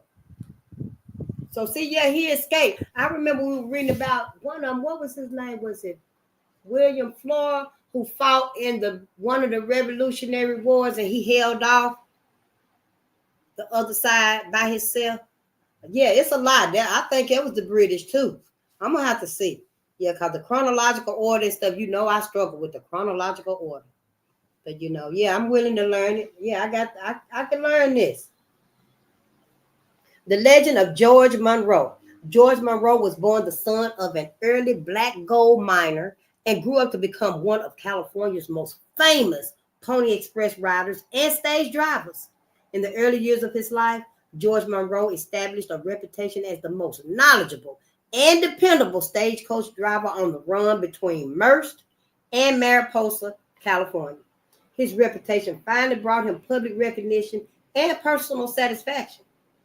In 1879, Monroe was chosen by the federal government to drive the stagecoach that took President Ulysses S. Grant along the treacherous Rocky Mountain S-curve trails into Yosemite Valley.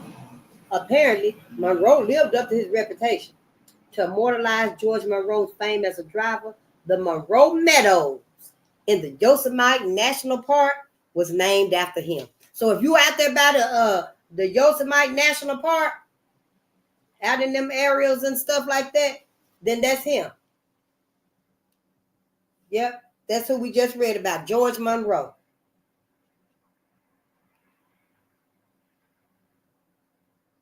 Yep, the Monroe Meadows. It's a national park. Maybe I put that on my bucket list too.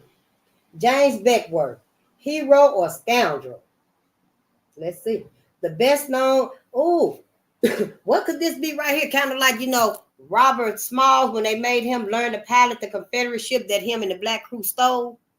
Is that what this is about right here? Depending on whose side you on. Because I imagine if I was on my oppressor's side, I'd probably turn around and be shooting their ass. I'm just saying, it take a lot of skill and courage to do what they did and stuff, and to wait it out till they can make their escape. I can't even imagine. Some of our ancestors waited a whole year to try to escape again. If they missed that opportunity, see if on Christmas night they thought everybody was drunk and stuff, so they finally been packing up and stuff, and they finally gonna ease away. But while they on their way out, they see or the light come on in the big house or what have you, then yeah, can't take the chance. We can't take the chance. They might see a shadow or anything from the big house. So, some of them, I can see them having to wait a whole nother year or until another opportunity similar to where everybody would get drunk and pass out. It was, I can't even imagine. James Beckwourth, hero or scoundrel. The best known black pioneer frontiersman of the West was an ex-slave named James Beckwourth. And that's Beckwourth, if you want to look him up, whose frontier exploits placed him on a level with Kit Carson, Buffalo Bill Cody, and David Crockett. Beckwourth was born in Fredericksburg, Virginia in 1798, but he moved to St. Louis, Missouri when he was a teenager. After a short apprenticeship as a blacksmith and a horse trader, he moved further west into Crow Indian country. There he married an Indian woman and became a leader of her tribe and a skilled frontiersman. But like most frontiersmen, Beckwourth had a dark side. In the 1830s, Beckwourth traveled over 2,000 miles back east from Colorado to Florida to join and scout for the U.S. Army in its fight with runaway slaves, black Maroons, and black Seminole Indians.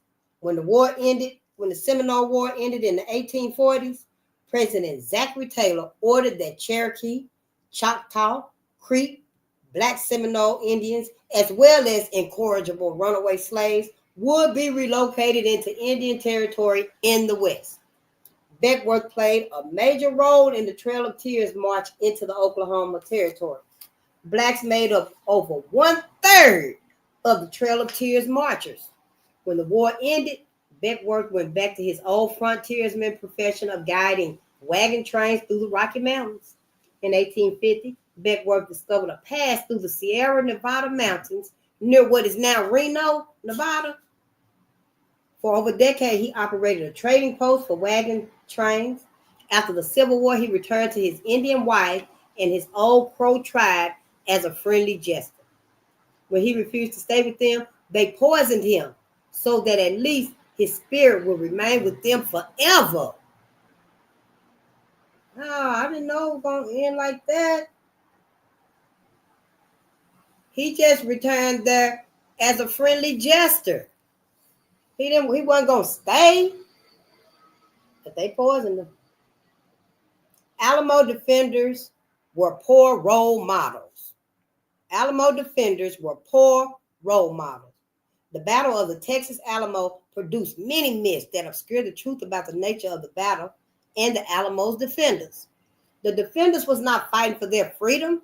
Instead, they were fighting to expand and maintain black slavery. Worse, the most famous Alamo defenders had questionable characters. They appear not to have been good role models. Do slaveholders who openly invade another country and thumb their noses at its anti-slavery laws qualify to be called heroes? Or was their defeat at the Alamo a just reward? Of the 182 Alamo defenders, only 6 survived the 2-week battle. Antonio Santa Anna, the victorious Mexican general, immediately ordered 3 of them shot and their bodies doused with oil and burned. The remaining 3, a white woman named Susanna Dickinson, her 15-year-old son, and Joe, the black slave of Colonel Travis, were spared. They were set free and told to go forth and warn all white Americans that what happened at the Alamo would happen to them if they came on Mexican territory to set up slave plantations. That's what it said. They were set free and told to go forth. And you warn all white Americans that what happened at the Alamo would happen to their ass if they came on Mexican territory to set up some slave plantations. Not much now is known about the 3 survivors, but there are some little known facts about the defenders. All of the better known personalities perished, including Colonel Travis, David Crockett, Stephen Austin, and the Bowie brothers, BOWIE. Colonel Travis, who commanded the Alamo mission, was a killer and liar who abandoned his wife and his family. Most white folk heroes were slave owners or slave traders. Reason Bowen, Rezin, Bowien, Rezinbowie. Reason Bowie, a white Texan and father of the celebrated Colonel James Bowie, hero of the Alamo and inventor of the Bowie knife, was a major slave trader who worked directly with an African chief named John Ormond, Ormond, or Mungo John, Mungojohn. Though Jim Bowie was most noted for his fights with his namesake knife in the Battle of the Alamo, Jim and his brother were equally noted for owning and smuggling slaves. Colonel William B. Travis was a slaveholder and had one of his favorite slaves, Joe, with him in the Alamo. Stephen F. Austin was a slaveholder who lied to the Mexican authorities about owning slaves. Thousands of blacks were being brought into Texas to work the cotton fields. A year before the Alamo, Austin had been arrested and jailed for holding slaves in Texas. Austin claimed his blacks was not slaves because they had signed a contract to work for him for the rest of their life without pay. Mexico did not buy Austin's explanation. That shit don't fly. Because who would sign themselves into slavery for the rest of their life? David Crockett was a juvenile delinquent, wife deserter, and local bragger long before he became a professional woodsman. Crockett did not live up to the reputation as a crack shot and woodsman. In a shooting match, he missed a large buffalo and got himself lost in the woods. This your David Crockett now. Now, we're going to probably end up reading about Paul Bunyan somewhere, the green giant, the big green. We probably, yeah. But I digress. After winning 2 terms to the United States Congress as a representative from Tennessee, he lost his 3rd term. Then, in social political disgrace, he immediately left the state. Would these Alamo defenders still be heroes if it were widely known that they were not fighting for their personal freedom and independence, but to enslave blacks and use them to raise cotton on Mexican-owned land? Would they still be heroes?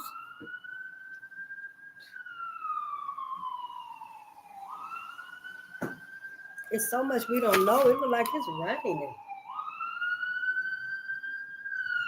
Yeah.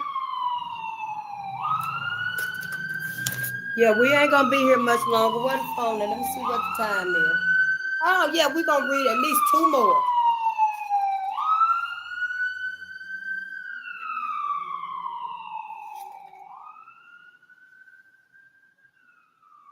Oh yeah, we're gonna read right on up to John Brown. We're gonna read 2 more stories. Yep. Cause you know we've been talking about John. You know we've been talking about John Brown. John Brown. These are the baby's books right here. And I just bring them out because we're going to be reading those too at some point in time. But I digress. Alamo defenders were poor role models. We read that right there. Let's see where we was at. Oh, would you still think they were heroes?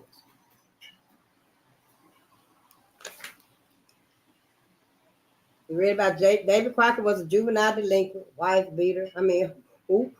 deserter, and local bragger long before he became a professional woodsman. The Alamo heroes were fighting to take away from black people their freedom, their independence, and the fruits of their labor.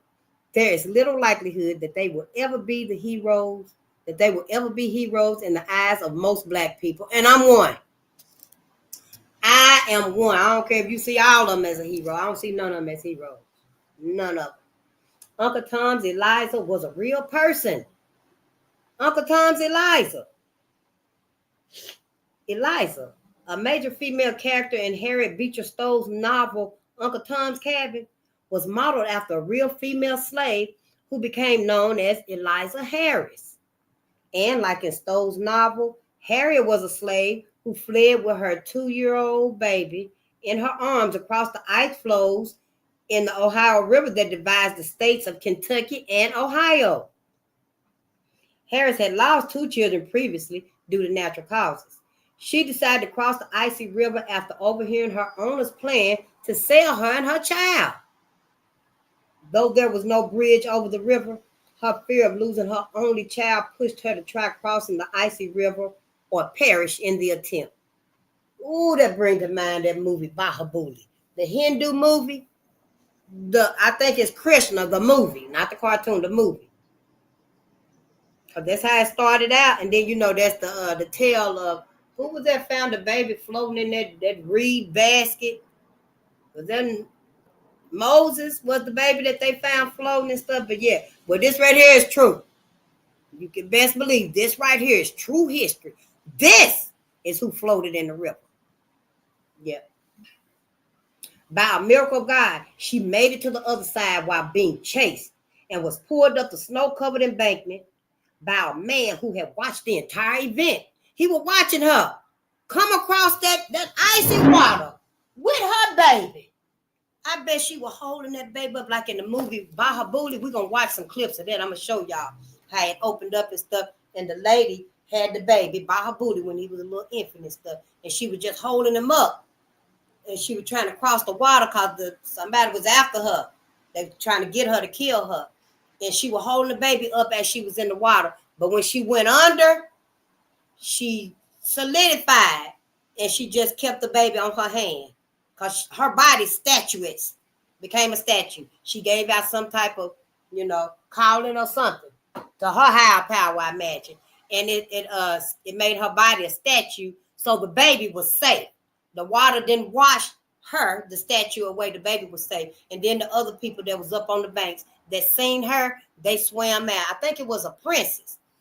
Told her people, to go out and get the baby. And they went and brought the baby back to her. And then she was like, don't tell nobody about this. And rolled a rock over so nobody will know. Yeah, but that was awesome, though. It's a wonderful movie, though, y'all. See, we can't just stay up in white America's entertainment and knowledge and, benefits for us. No, because it ain't going to really give us the true perspective of things. But anyway, I digress, though. It was really awesome. That's one of my favorite movies, too. Levi and Catherine Coffin, a Quaker family that ran a station on the Underground Railroad, gave her the name Eliza Harris once she reached their home. Her slave name is unknown. From there, the newly named Eliza Harris moved to the town of Chatham, Canada. How did Harriet Beecher Stowe learn about the black female crossing the Ohio River on ice floes? Miss Stowe lived in Cincinnati, Ohio, and had actually visited the plantation of the real-life Colonel Shelby, who was Simon Legree in the Uncle Tom novel. Most importantly, Stowe had met the real-life Uncle Tom, Josiah Henson, and he told her the story of the real-life Eliza. Both Josiah Henson and Eliza Harris spent their final years living in Canada. They spent their final years living free. Yep. And that's where Harriet Tubman helped get Charles Nails to Canada. Yep. The Underground Railroad song. Oh. I don't know how this gonna go because I ain't never heard this song. I'm on my way to Canada, that cold and distant land. The terrible effects of slavery I can no longer stand. Farewell, old master, don't come after me. I'm on my way to Canada where colored men are free. Yeah, we will look it up and see how it really go. But yeah, Marcus Garvey went too far. I imagine it was a happy, upbeat song because they on their way to freedom. Yeah, they on their way to freedom, honey.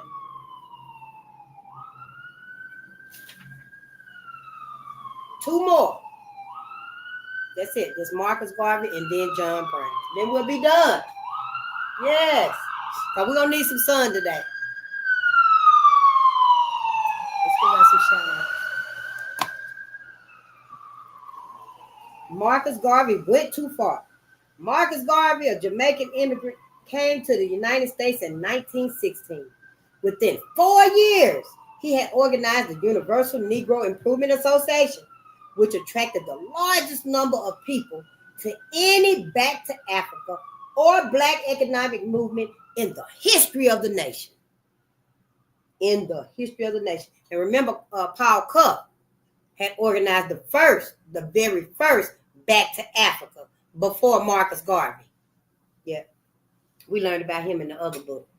And Marcus Garvey crafted his movement around Black history, Black pride, Black economic development, and a Black spiritual unity for the poor masses.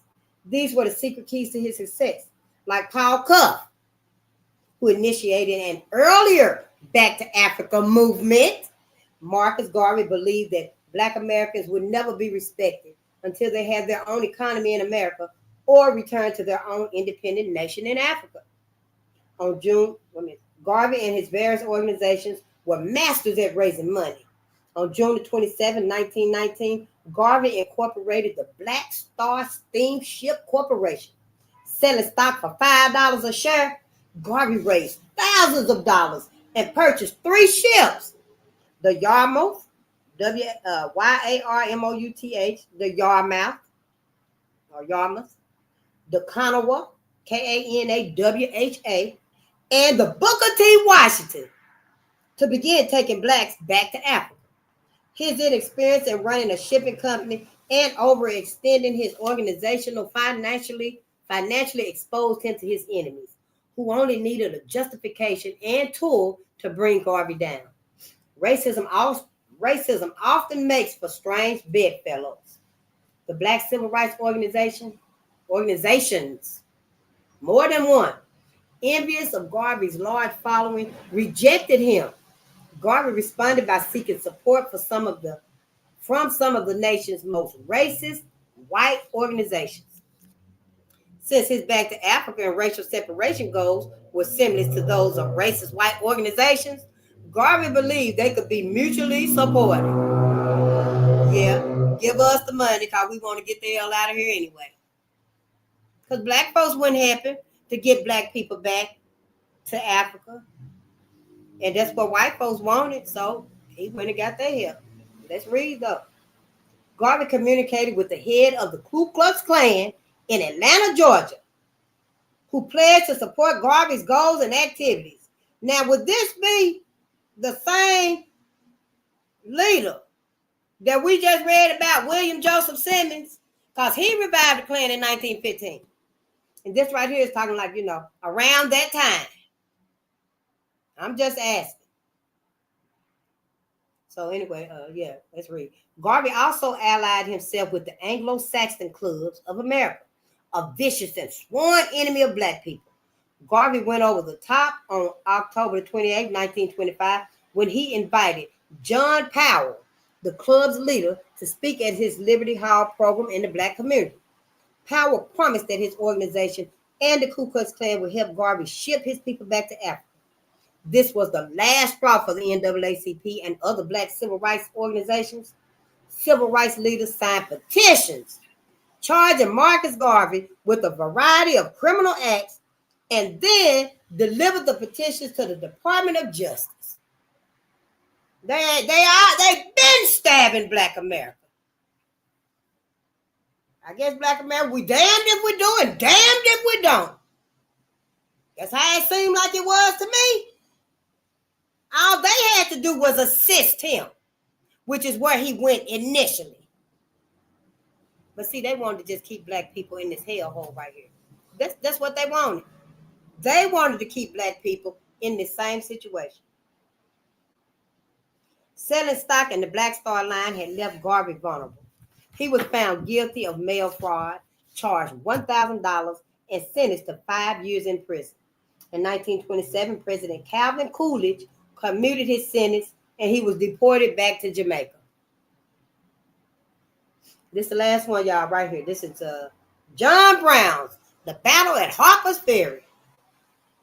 I think I got the inscription on the plaque at Harper's Ferry somewhere. If I ever see it, I will put it in this book right here.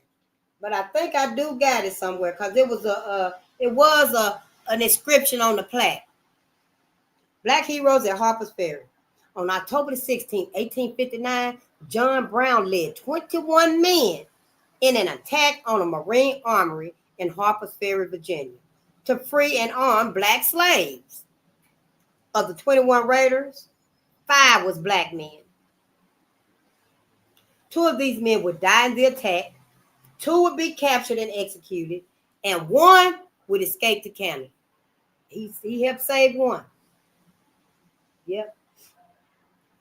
Who are these 5 brave black men who accompanied John Brown on his Harper's Ferry raid when Frederick Douglass, the most popular black leader in America, declined to join Brown out of fear? It's right there in the book. Who were these 5 brave black men who did accompany John Brown on his Harper's Ferry raid when Frederick Douglass, the most popular black leader in America, declined to join Brown out of fear? Dangerfield Newby and Louis Sheridan Leary were free blacks who died on the site in a shootout with United States Marines. Both were married, but their wives knew nothing about their plans to attack the armory.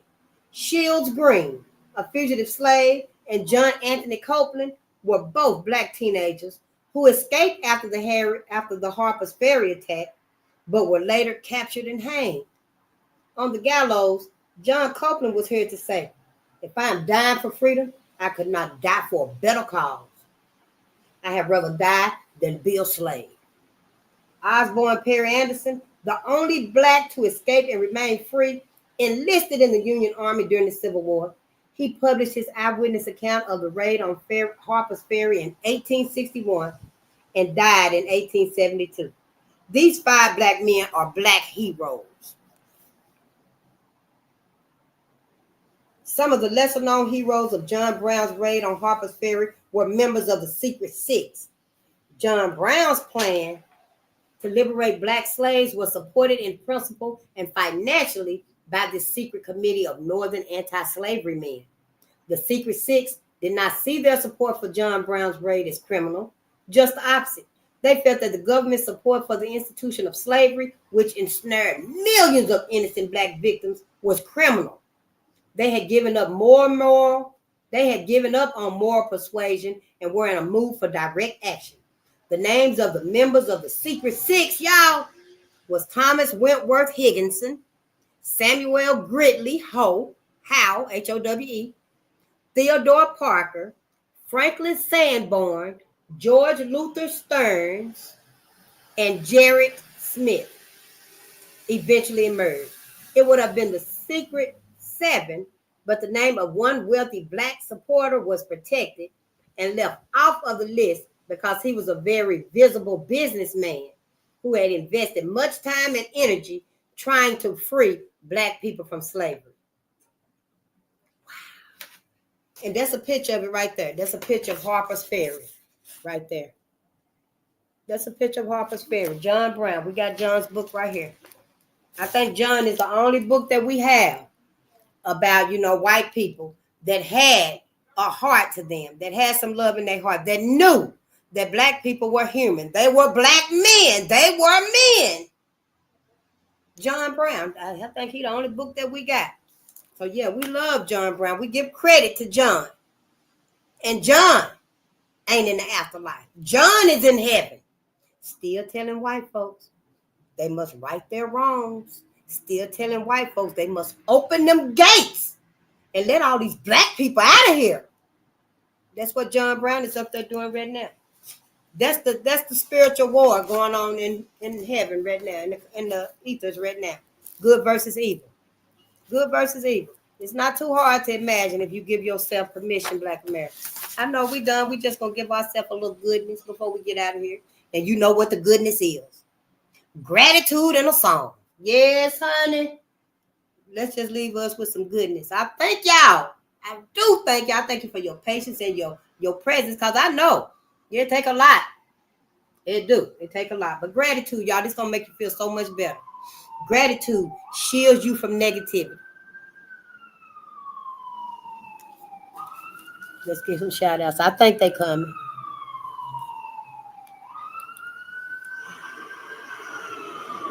Oh, good day, Leah and Jan.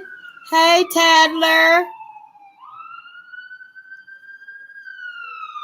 Oh, the police coming for you? Oh, shoot, I ain't going nowhere, honey. My ancestors said no. I ain't committed no crimes. So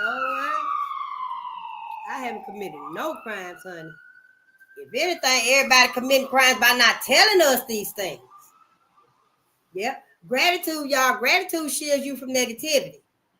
Negativity from anybody, even the negativity of your own thoughts.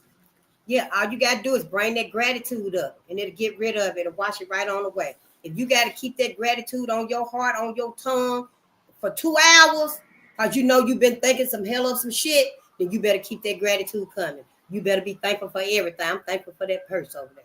I'm thankful for that light. I'm thankful I got light in here. I'm thankful I got a cup right here with me some tea in it. You better be sincerely thankful. I mean, that's what's going to work for you, Black America. We got to use what works for us now. It ain't going to be no reparations, no tangibles that we've been waiting on. Ain't no resources, ain't no tools. You know, we're going to have to use what we got. You got your skills. Can't nobody take your skills away from you. No, honey, you know science like the palm of your hand. You know, can't nobody take that away from you. Your gratitude, can't nobody take that away from you. That song in your heart, honey, can't nobody take that song out of you. That's yours. Gratitude makes you at least 25% happy. Y'all, I know we think when we're in love and, you know, and we got our babies and stuff, you know, our beautiful, sweet, they not sinners, little bitty babies and stuff, love us so much, their eyes just light up when they see their daddy pull into the driveway. Oh, daddy, they standing in the window and stuff, you know. The dog happy to see dad and the baby is too, you know. But it makes you at least 25% happier when you got gratitude. But gratitude is coming from you. Your baby make you happy. You love your baby. Your eyes light up. When you see her, see you. And you know, all soon you take your time playing with her. You peekaboo. Because you know, every time she see you, her face just light up. And yours do too. And it make you happy. But your happiness, your happier, is going to come from you. Because that baby going to grow up. That baby going to grow up soon as she gets 6 and stuff. Yeah, she probably ain't going to want to go to the park with you no more. Definitely by the time she 10, I can go to the park by myself. I don't want to hold hands no more and stuff. So see, overall and stuff, people make us happy. We happy to see our loved ones. But being happier, it's got to come from within. It's got to come from us. Gratitude can help you out with that. Gratitude makes you feel 25% happier, whether it's for your baby, your purse over there, they ain't got no money in it, but you know you're getting your paycheck, whether it's for your refrigerator full of food, you just got your food stamps. Whatever it is, that gratitude makes you 25% happy. Now, you got to be sincerely grateful now. It ain't going to work for you now if you just, oh, yeah, I'm going to do this for now and stuff, you know, and that's that. No, it ain't going to work for you because you ain't even got no movement going. It's like when you're riding a bike and, you know, you get on the bicycle and you push. So it gives you a little movement, but you got to pedal to actually go somewhere. If you stop pedaling, you're going to fall over. Same thing with gratitude. Same thing with gratitude. You got to give it some movement. You got to give it a little push. And then you got to keep it going. Because if you don't, it's just going to fall over. So see, you want to use gratitude to the benefit of you. So you can be your happiest. You can be your healthiest. You would be less stressful. You know, and stuff like that and stuff. Gratitude rewires your brain. Gratitude eliminates stress and it heals you. All of this is just by gratitude alone. Gratitude improves your sleep. You can sleep like a baby. If you thought you were going to be up all night, but honey, you slept sounding like a baby. And you woke up refreshed and stuff. Because when you went to sleep in your gratitude, you slept like a baby and it gave you different outcomes and different routes that you could take. Yep, it did. That's what gratitude does. Gratitude boosts your self-esteem and your performance. Gratitude enhances the law of attraction for you. Because whatever you're grateful for, it's bringing more of that to you. It's bringing more of that same, that similar to you. It might not even be the same abundance of groceries that you got. But it would be another abundance. You know, it could be canned goods. Could be another form of, you know, your edibles. That's what I'm saying. Same or similar. Gratitude improves relationships. You know, most of this is what is it called? It's self-explanatory. You know, I just like to go into depth about it and stuff because I practice these myself. Yeah, I practice these myself, and overall, they do work. They do work. You just have to retrain your mind, to hold on to these things, because really, Black America, that's all we got. I know for forever and ever, the Bible been our hope and stuff, but the Bible ain't got to be our only hope, especially now since shit. You might want to, research everything before you actually get up there and stuff. I'm just saying, And singing, y'all, singing is the second gem we gonna leave us with. I know gem, right? But singing is the second gem we gonna leave us with. And the first gem is in there. Hey there, Jim. But your heart, when you singing a joyful, expressive song, y'all, your heart it nourishes your heart. And it balances your emotions and uplifts your spirit. Think Earth, Wind, and Fire. Every man has a place. In his heart, there's a space. And the world can't erase his memory. Take a ride in the sky on a ship fantasize. All your dreams will come true right away. Yeah, fantasy. When you singing that good music, all honey, them good expressive songs, and we love Earth, Wind, and Fire. We love Earth, Wind, and Fire. See, you got to go back to the 70s music. You stay up in the 80s and the 90s and stuff, Beyonce, Halo. See, that's going to lead you to Drunk in This Club. Love Up in This Club, Crazy and Drunk, whatever the song is. You know what I'm talking about. So, see, you want to steer away from that. You don't want to open that door. I would say it's okay to listen to Mary J. Blige. Yeah, it's okay, I get, but I would have preferred if you just go back to the 70s.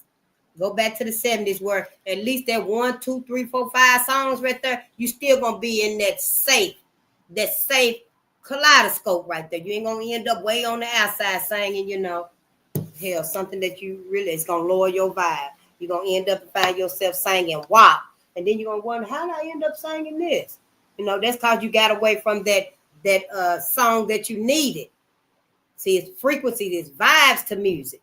That's why we got a peculiar type of music now, because it keeps us on a low frequency. Yeah. But anyway, when you singing helps expand your lungs and it improves your oxygen intake, y'all. Singing does. And I know as Black people, it just resonated with me. We live in our whole life, our whole human existence as white folks. We to the point that we dressing like white folks, talking like white folks, thinking like white folks. Everything. We looking like white folks. I know we breathing like white folks too. It's an instinct. We didn't know that we were gonna evolve to start breathing like white folks. But hey, we didn't know that we were gonna evolve and start thinking like white folks. We didn't know we were gonna get the mentality to live, operate, navigate, to move in society like white folks do. But that's what's happened. So yeah, but when you singing, y'all, see, your lungs can get that full amount of oxygen that it needs. So yeah, you always sing a song. Always sing a song, even if you by yourself, even if other people around. Somebody need to hear some Commodores.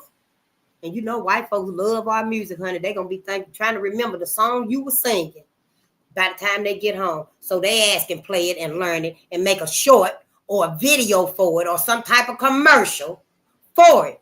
Because, see, they recognize what it does to you, Black America. You don't recognize what it do to you. You don't recognize the glow and the power that is brought over you. But white folks do. Karen do. Becky do. They sitting right over there looking at you while you done hit that high note of on your face. Yeah, honey. It gave them chills and stuff, honey. They committing to memory some of them lyrics so they can go home and research it. They probably got their phone out Googling the song so they can hear them lyrics and stuff. So yeah, ain't nothing wrong with keeping a song in your heart.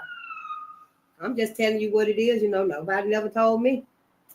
Singing helps regulate emotions like frustration, anger, and stress. Right on out your lip. Yep. Mm-hmm. Now, why don't the people stop?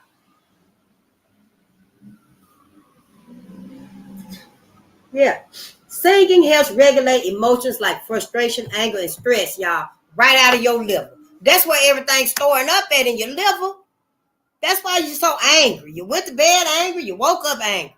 Now you're stressed and stuff, then you're frustrated, and you don't even know why, because you done let all of that store up in your liver. Sing a couple of songs back to back to back. Just sing, or I don't even matter what, sing Michael Jackson back to back to back if you must. Do you remember the time when we fell in love? I sang a song so you can get all of these emotions out of you. Because see, when you leave all of that in you and stuff, you begin to think that that's normal. That's you. No, it ain't. No, it's not. It's accumulating. You becoming that hardened, specimen of that's in your liver. That's who you becoming. So see, yeah, we gotta keep a song in our heart. I know this is the last one right here. Well, they stopping at least. Oh, this is awesome. I thank y'all so much. Get the hell out the way. Stop. I don't know what make people do that and stuff. Oh, I'm just going to ease up a little bit. Stop. What you going to ease up a little bit for? It's raining outside. Just stop where you at and let the emergencies through. That's what I do. You ain't even got to cross the other side of the road. You supposed to pull over where you at. Y'all kidneys. When you singing, y'all, singing can strengthen your kidney energy. Your doctors and stuff telling you got weak kidneys.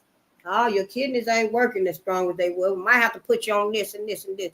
Tell them you'll be back in a day or two. If you want to. I'm just saying. Tell them to give you the lowest dosage then. Whatever. I don't know. Call Dr. Yaki. Call Dr. Yaki. I'm just here to say, keep a song in your heart. Honey, you better start singing as soon as he tell you something wrong. Whether it's your heart, your lungs, your liver, your kidneys. Soon as your doctor, your physician tell you something is off, you better start singing a song, honey. You ain't even got to talk to me no more, doctor. Go on and fill out whatever you filling out and stuff. I'm going to read it before I sign it. But I need to get a song in my heart. Let me get a song going. Here. Do you hear me? All this medicine and stuff that we taking, half of it you don't even need it. For your headache, your nauseousness, when I find that and stuff, I'm going to have it right here so I can run through it real fast and stuff. You got the spices right there in your kitchen to heal some of the simple ailments that we have going on for us. Is when we go to the doctor, they give your ass 2 or 3 pills to take that's going to, it's going to numb that right there that you went for, but it's going to harm other stuff. You got to be peculiar, Black America. I'm just saying. So I always keep a song in your heart. Teach them babies music. While y'all got these babies out here damn near singing WAP, twerking on the front porch, teach them babies about some Earth, Wind, and Fire. Go home and put on some Commodores, Yeah, put on Ashford and Simpson. Climax. Put on somebody that can kind of, get you back into the mood so you can remember and reflect. And then you'll be more willing and able to share those gifts with your young ones, with your family, with your kids, Your neighbors next door and stuff might make them feel good. I know my neighbors next door don't know nothing about Funkadelic, but when it's on and stuff, yeah, I know it gives them a little relief too. I'm just saying, I like Funkadelic. I listen to Earth, Wind, and Fire, the Commodores, LTD. When I got my music on, everybody getting some of that goodness because that's the music I got on. But I already know it's for me. I know it's for me, and I'm using it for my benefit. I just want y'all to do the same and stuff. And that's it. We done today. We are done today. Tonight, if I do come on and stuff, because we done with our nightly book. We are done with racial violence in Kentucky, honey. It took us so long to read that book. I feel like, we weren't going to ever finish that book. I didn't want to give up on y'all. I didn't want to give up on my ancestors and, just be like, no, I'm not doing this no more, I'm going to just stop this book and pick up another book. Because when you start something, you must finish it if you can. The only way to not finish something, like finish a book, is if the book is taken away from you. You lost the book. You had to give it back. Something that's pretty much out of your control. But if you can, you're supposed to finish books that you start. And see, I'm a multi-reader. I read more books at one time. I might be reading 2 or 3 different books at one time. And it seems like it takes forever to finish one. But that's just how I just pick up a book and read it. And I sit there and I see the other book and I get back to reading that one and stuff like that. Just all over the place and stuff. But that's fine. Because I eventually do end up reading. Now, the first book that I finished reading, I'll substitute, put another book in its place. So I'm always in the throes of reading something. But I always try to finish what you start, especially if it's about the prosperity and the abundance of your people, of you, of your ancestors. If it's teaching you, it's learning you, it's inspiring you, it's motivating you, try to hang in there and finish it, okay? Because that's gonna be one of your gifts, one of your skills. It's all for you, Black America. We are so can't even explain it and stuff. The ancestors love us. They thank us so much. They finally are getting the recognition that they've been wanting from us. And it could just be because of me. I'm finally doing my part for them. See, I'm finally doing my part for my ancestors. That's what I'm doing. Even though, it is the good, the bad, the ugly, the savageness, and the ravishness. I'm finally telling their stories. It's finally being learned about because I didn't know about it. Wasn't nobody teaching me about it. So, for some people that may see this right here that don't even know any of these things and stuff, our ancestors are rejoicing right now. They are happy right now. And yes, I freed them from heaven. I let them know you do not have to stay in heaven. John Hartfield, Willie Brown, Maurice Mays. Yeah, I sure did. Jesse Thornton. I let all of them know. You do not have to stay in heaven with these people any longer. If no one even told you, once you made it to heaven, and then they clipped your wings and stuff, and you was there because you couldn't fly out no more. You couldn't go under the gate. It's just, you just trapped there and stuff. No one ever told them stuff. I did. And I don't know. They clipped them wings and stuff, but honey, something must have sprouted out because they was able to leave. And those that wanted to, they left heaven. They in the afterlife now, right up there. They not in the first universe where white folks is at. They up there in the multiverse. They free. They can go wherever they want to go. They can go to the 5th universe, the 9th universe. They can come to the 3rd universe. They can go to the 12th universe. I'm going to the 12th universe. I don't never want to be with white folks no more. After Earth, I don't want to be with white folks no more. See, that's your personal freedom right there. That it ain't selfish. That is not me being selfish, honey. After what I done learned, what I done read, you think I'm being selfish. Hell, they being selfish, making you think, Black America, that you got to go up there with them. That's selfish. That's manipulative. That ain't part of no life ever after in happiness and peace. No. Hell, your ass gonna be trapped forever and ever and ever and ever more. That's your eternity, your infinity. Now, your God, the all omniscient, what's that word, omnipresent and stuff, that knows all and sees all and stuff, he right up there in heaven.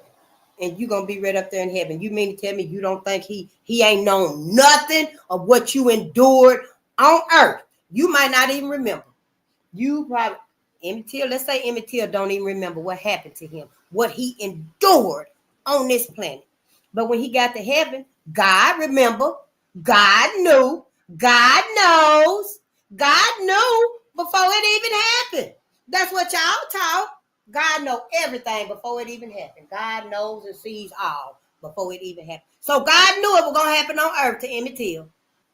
God allowed it to happen on earth to him, Emmett Till. Then when Emmett Till got to heaven and God received Emmett, and Emmett went on into heaven and stuff. And then when Carolyn Bryant finally died, not too long ago, and she got to heaven, and God received Carolyn Bryant too. Well, where's the loyalty to Emmett? Even if Emmett don't even remember. Emmett, maybe Carolyn don't even remember either. But God remember. Where's the loyalty to Emmett Till? Oh, they make it right with you, Black America, because Emmett don't remember. See, y'all some motherfucking sellouts. I'm finna go. I'll see y'all when I see y'all again. See, yeah, that's our problem right there. That's your problem right there. Yep. Mm-hmm. Yeah, well, I'm gonna get on out of here. Yeah, I know that's right, some Tina Marie. Sure wills, honey. Neely Fuller. I love Neely Fuller.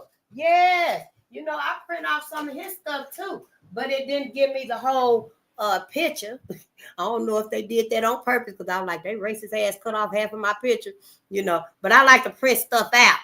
And but I took it anyway. I kept it anyway, honey. I was like, oh, this is what they did. They didn't give me the whole picture.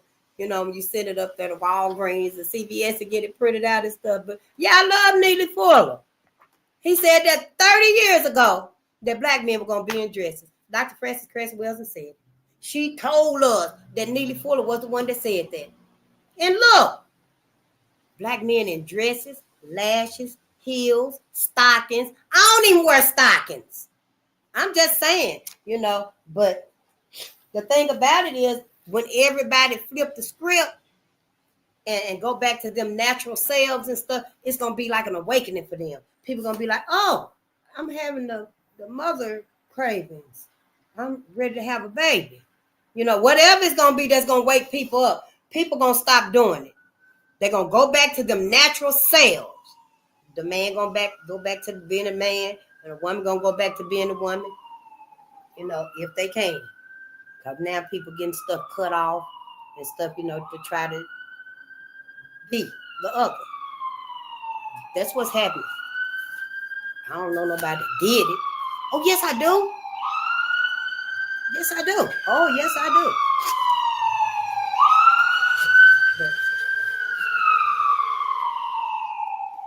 But see, that was like a lifetime ago that I knew that person.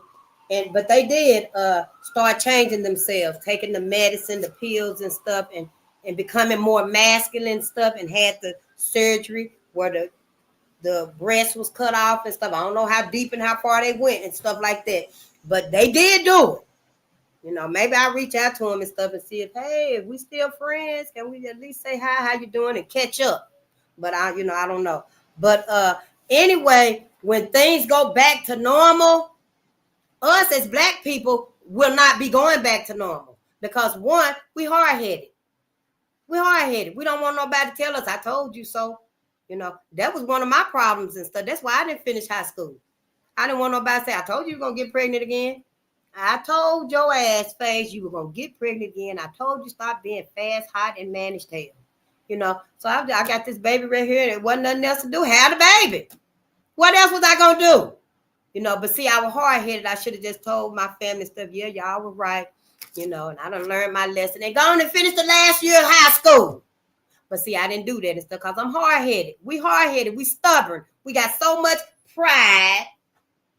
You know, then my ass had to get my GED because I didn't walk off nobody's stage and stuff, you know, and graduate and get the diploma. But like I said earlier, you know, if I don't know what I know, I told my mom in the third grade, I don't want to go back. Let Shay teach me. But I'm just saying, you know, all of this right here is happening for a reason to us. Everything is. And Neely Fuller, when he said that so long ago, nobody believed it. Probably but Dr. Frances Cress Welsing, she believed it because she seen it. She heard his voice across the room. When we played Dr. Frances Cress Welsing, she said she heard a man across the room, and he said that white supremacy racism is a 24-hour, 365-day running locomotive. And it was Neely Fuller. And she said, and we finna go. She said that Neely Fuller taught her, taught us, taught me that every aspect in life is covered. White supremacy on all of it. White supremacy is over everything. That's white supremacy over everything and stuff, you know. War, economics, politics, entertainment, religion, sex, education, labor, and law. You know. And then she said, you know, black man, you can't be in the man's spot because it's taken by the white man. And that's why, see, we're in this mental prison and don't know who we can be, who to be. You ain't got to be a man, my brother. Be the God that you are. You ain't got, let the white man have the man's spot. Let him have the man's spot because he is mankind. Now you, my brother, you are a God. The cosmos manifested you. And the cosmos manifested the black woman, God and goddess. So yeah, let the white man have that position if he must be, you know, if that's what his heart desires to be man, let his ass be man. Because we need God and goddesses in our home, in our families, in our life, in our community, in our village. We need a God mindset, not this manly mindset and stuff. And then before I go, Bobby Hemmett said, stop thinking like a human and start thinking like a God. So yeah, you know what Dr. Frances Cress Welsing said? It's all right. Let them have man. Let them have the man position. You, black man, be a god. And you, black woman, my sister, let's be goddesses. Finally. Because, heaven ain't for us. We're going to have to go out into the multiverse. And, you can't go out into the multiverse with just that little same feeble mindset of a human. You got to have the mindset of a god, of a goddess, when you go out into the multiverse. What's wrong with y'all? I'm just saying, they're just my thoughts and stuff. Yeah, they're my opinions. I ain't saying nobody said that and stuff. That's just how I think about what I read and learned. He did say stop thinking like a human and start thinking like a god. Yeah, he did say that. It just resonates with what I think. But yeah, yep, I love y'all. And I'll see y'all later and stuff. Yeah, we got 4 minutes. Yeah, we only early, 4 minutes earlier. But hey, let's get on out of here. Peace and power to the people. I'm going to sing for y'all today, but I'm going to let us go. Yeah. And if you go out in the rain and stuff, put your raincoat on and stuff. Because Radical Sister said, don't be out in the rain. Because the rain is still pushing all that radiation that's in the atmosphere. It's still pushing all that radiation down and stuff, The chemtrails that they got up in the skies and stuff, that man-made concoction that don't nobody know what it is and stuff. So don't go outside just running in the rain. Shit. Put your raincoat on, your rain boots and stuff, When you come in the house, take that shit off right there at the door. Put it in the bag. And yeah, we're going to read her book. That's the Radical Sister on YouTube. Go check her out too.